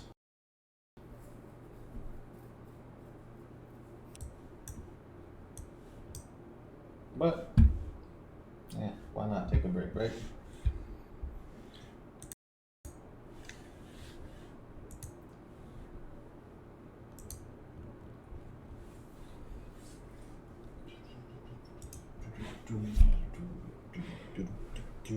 Alright, let's see. Phone died earlier.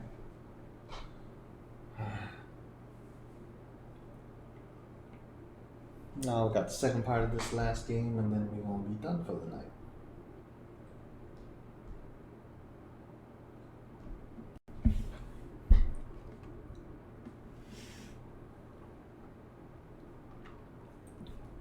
But you all kind of difference. Well, for you all that have stuck around all night, you've seen the difference with the previous version of this deck and this one.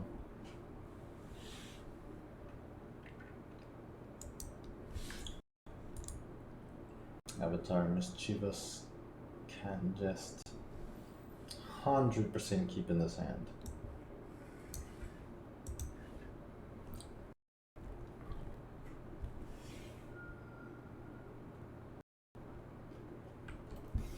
$100% they're gonna take this. 200%. Maybe even 300%. I'll even go 400%.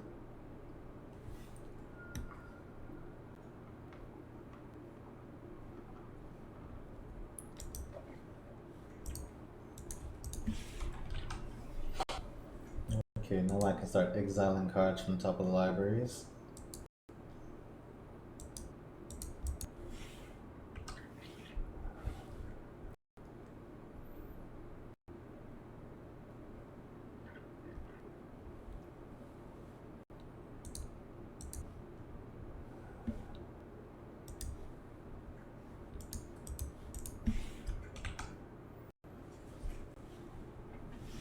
Like, there is a way for them to basically just destroy me if they get their combo one lines. So, oh man, it's kind of a race.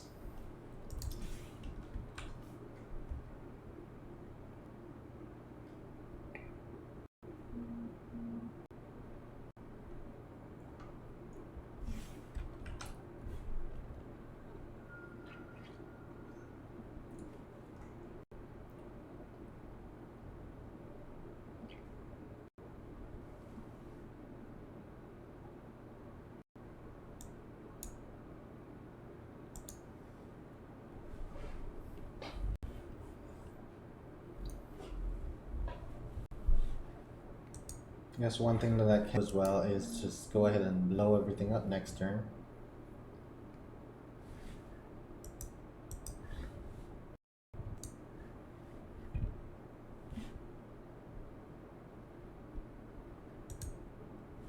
With Blast Zone.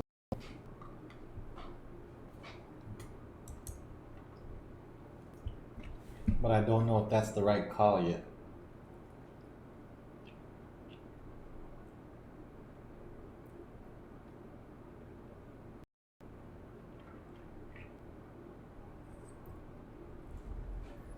Because it's one of two things. I blow everything up with Blast Zone, right? Or I could Average Evolution, use Pixies of Pandemonium on their end step. Because I don't want them to have access to whatever comes up there. They have Yawgmoth now.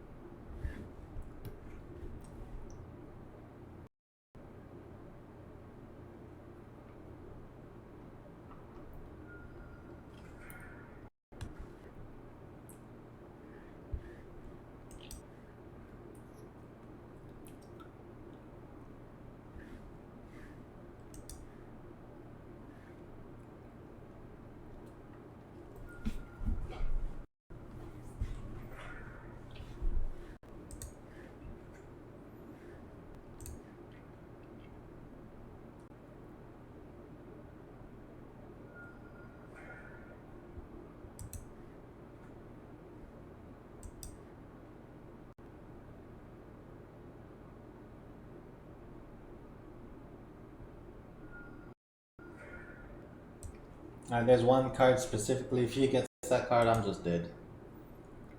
The Giraffe's Messenger or something like that.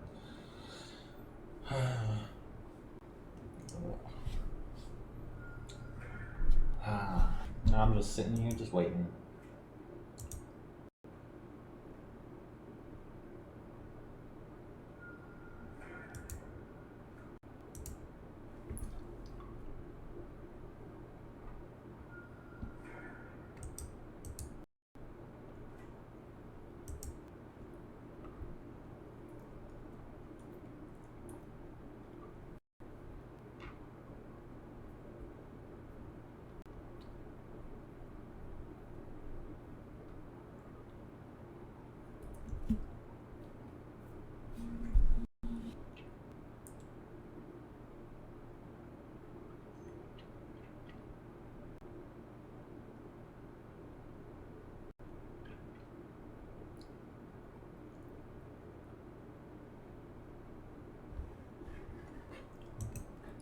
Birds of Paradise. So.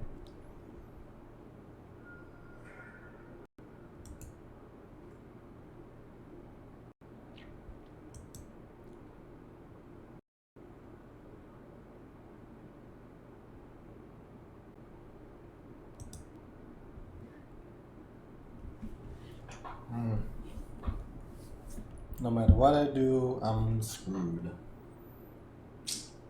If I kill all these things, I'm still screwed. Because they come back to life.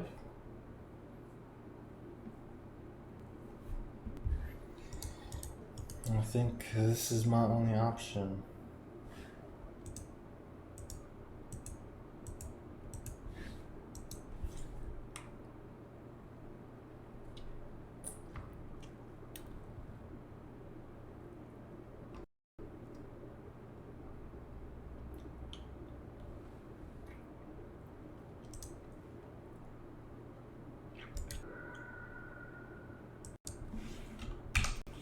Alright, I just do the turn.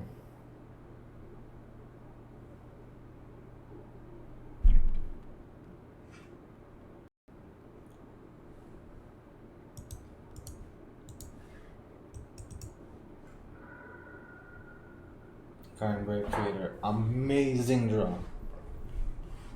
Absolutely amazing draw. Oh man. This might be what saves me here. Because that Yawgmoth combo is ridiculous.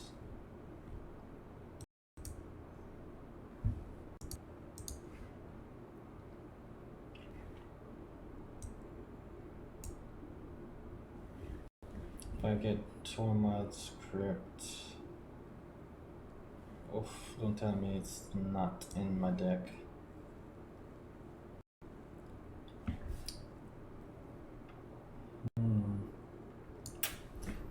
Sorcerous Spyglass also does the same thing. I have Tormod's Crypt in my. I have Grafdigger's Cage in my deck. Sorcerous Spyglass stops the opponent from being able to use the ability of this planes. I almost said planeswalker.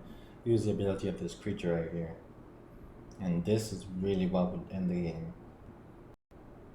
That's why I think they normally just call this version of the deck Yawgmoth combo.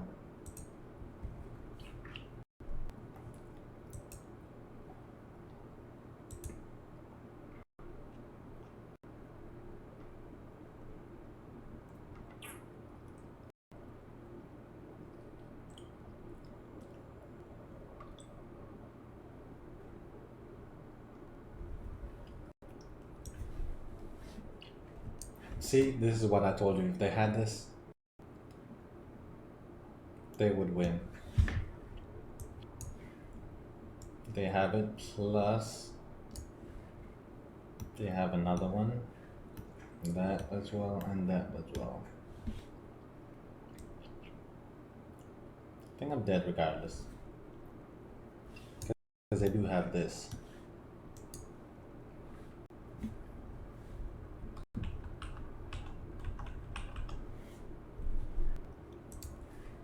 Yawgmoth Thrine Inquisition.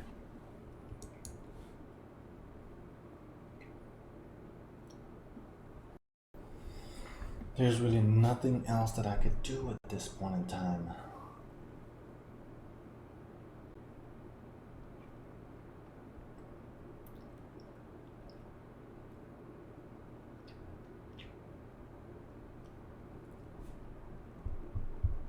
Let's see, next turn I take 2,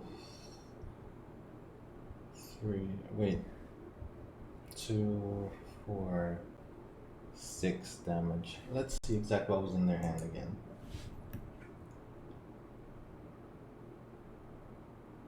Exile a green card from your hand. They can exile that.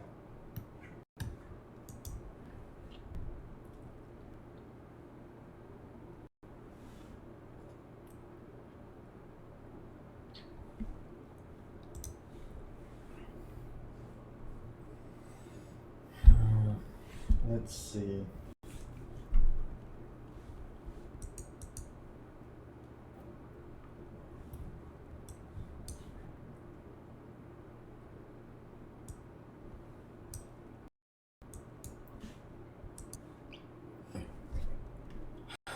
Excuse me.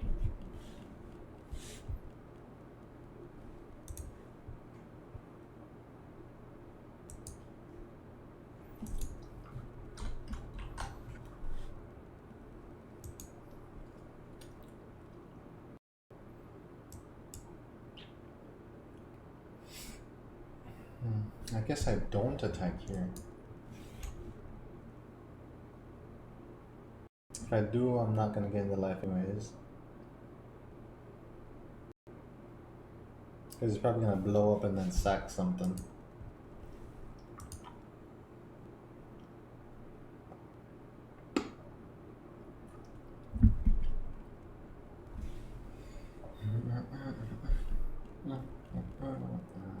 See? So he doesn't even care about the fact that I have the Wurmcoil. Because it doesn't matter.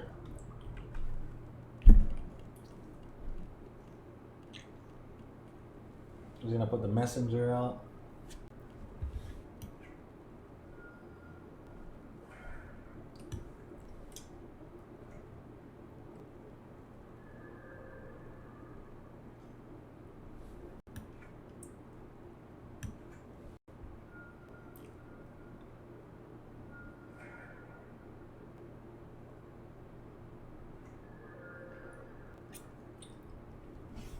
Let's see.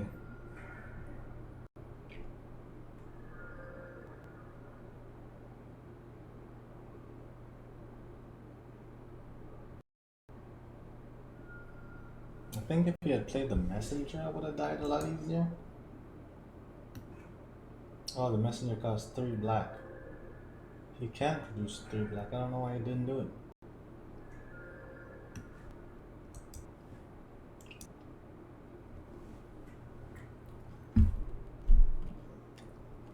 See? What?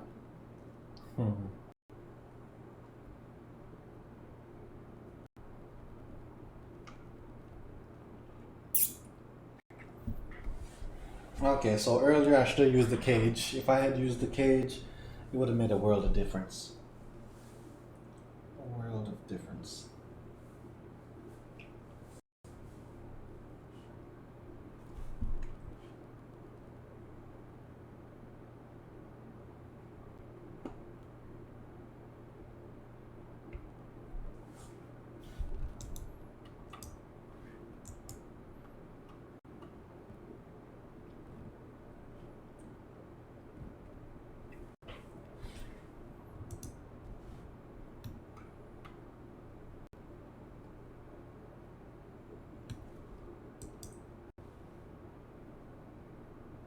I don't know why he didn't just play the messenger though and use the messenger to kill me. Because messenger plus this guy.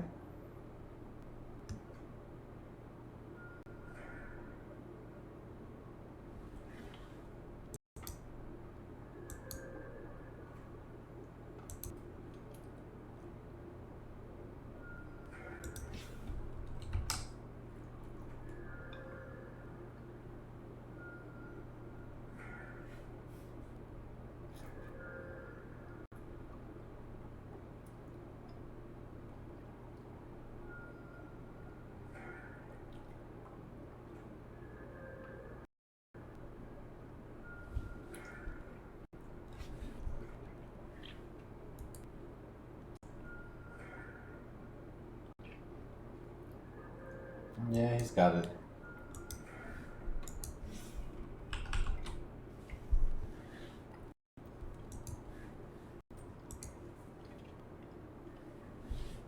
So because I messed up earlier in the game, he got that one.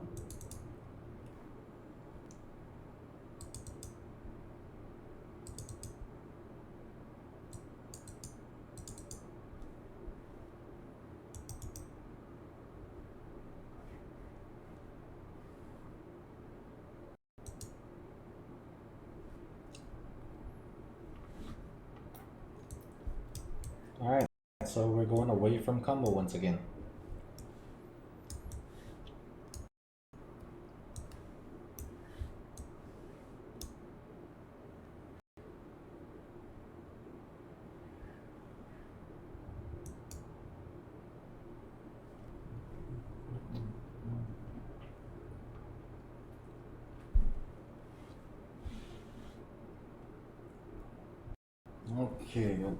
Okay. Alright, let's see.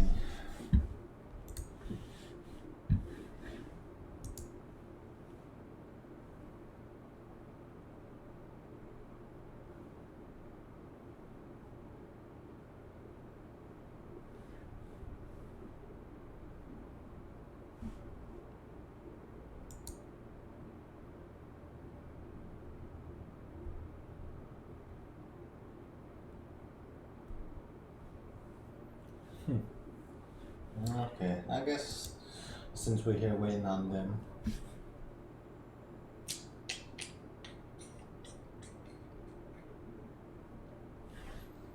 I'm just looking around, seeing who else is live right now. Alright, let's see. Oh my goodness. Look at this hand. Tower, power plant, tower. Like, this is almost a keeper.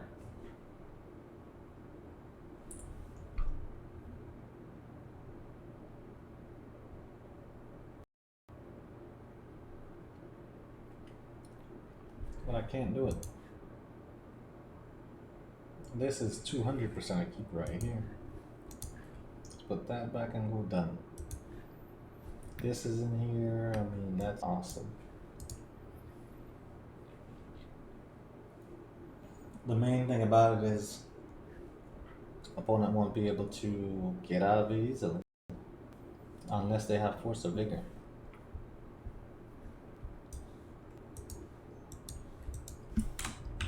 And they're more likely to use force of vigor on this than anything else. At least early on in the game anyways.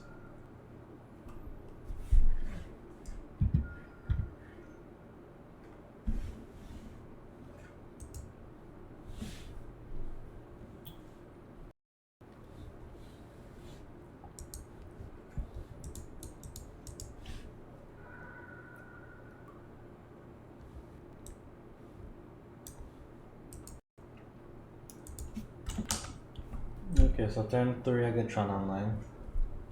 After I get Tron Online, I don't know what the heck I'm gonna do with it. We're gonna have to figure something out, chat. It ain't looking too good.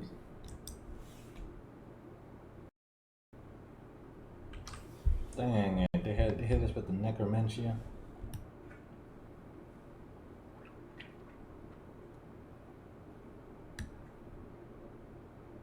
Dang it, they hit us with the Necromentia. Ugh.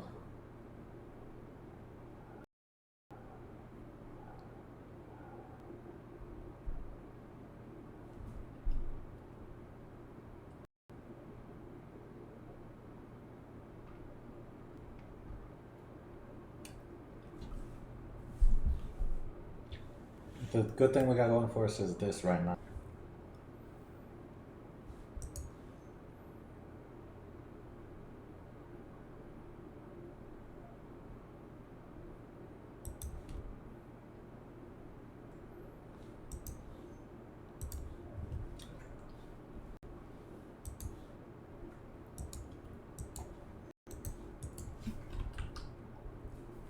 I don't really mean to put all my options out there for them, but I have to do something. You know, I can't just keep the cards in my hand, not use them, do nothing.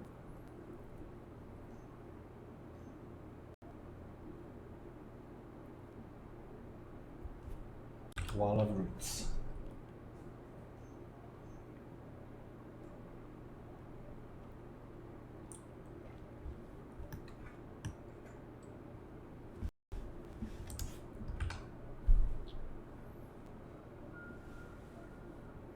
I need to make sure I don't attack anymore.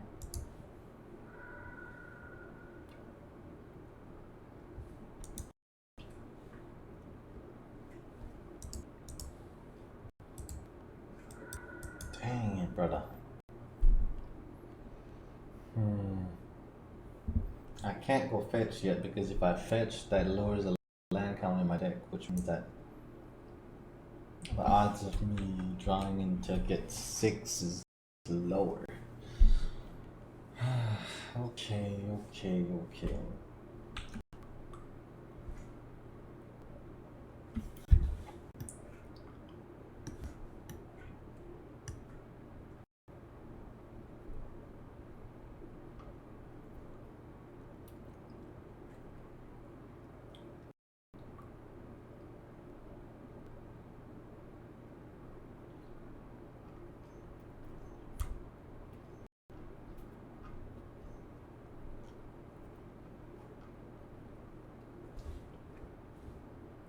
Dang it, they had the force of vigor. I can do good shit.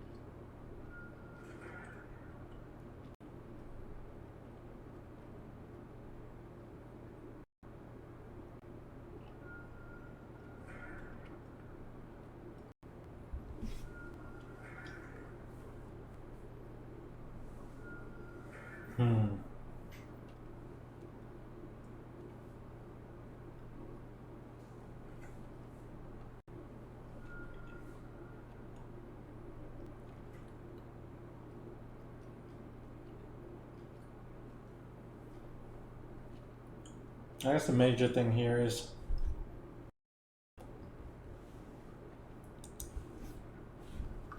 they got their combo before me, and that's what did us in.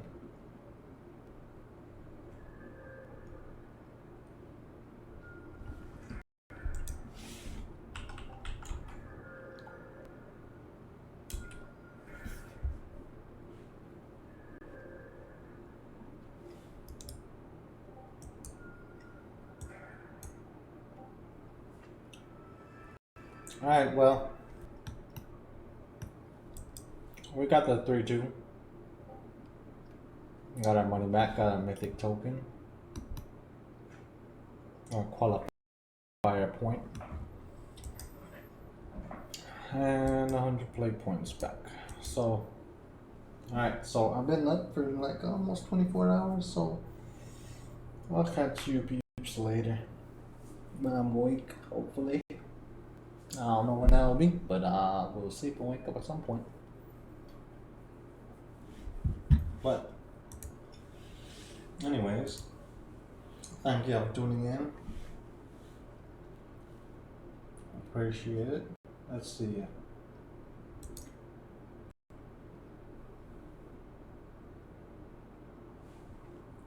Let's see what's going on here.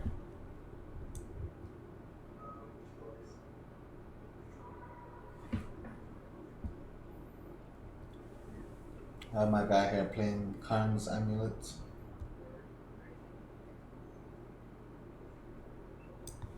Actually,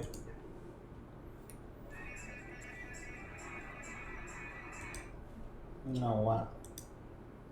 Let's send y'all over to the man, the myth, the legend himself, the aspiring Spike.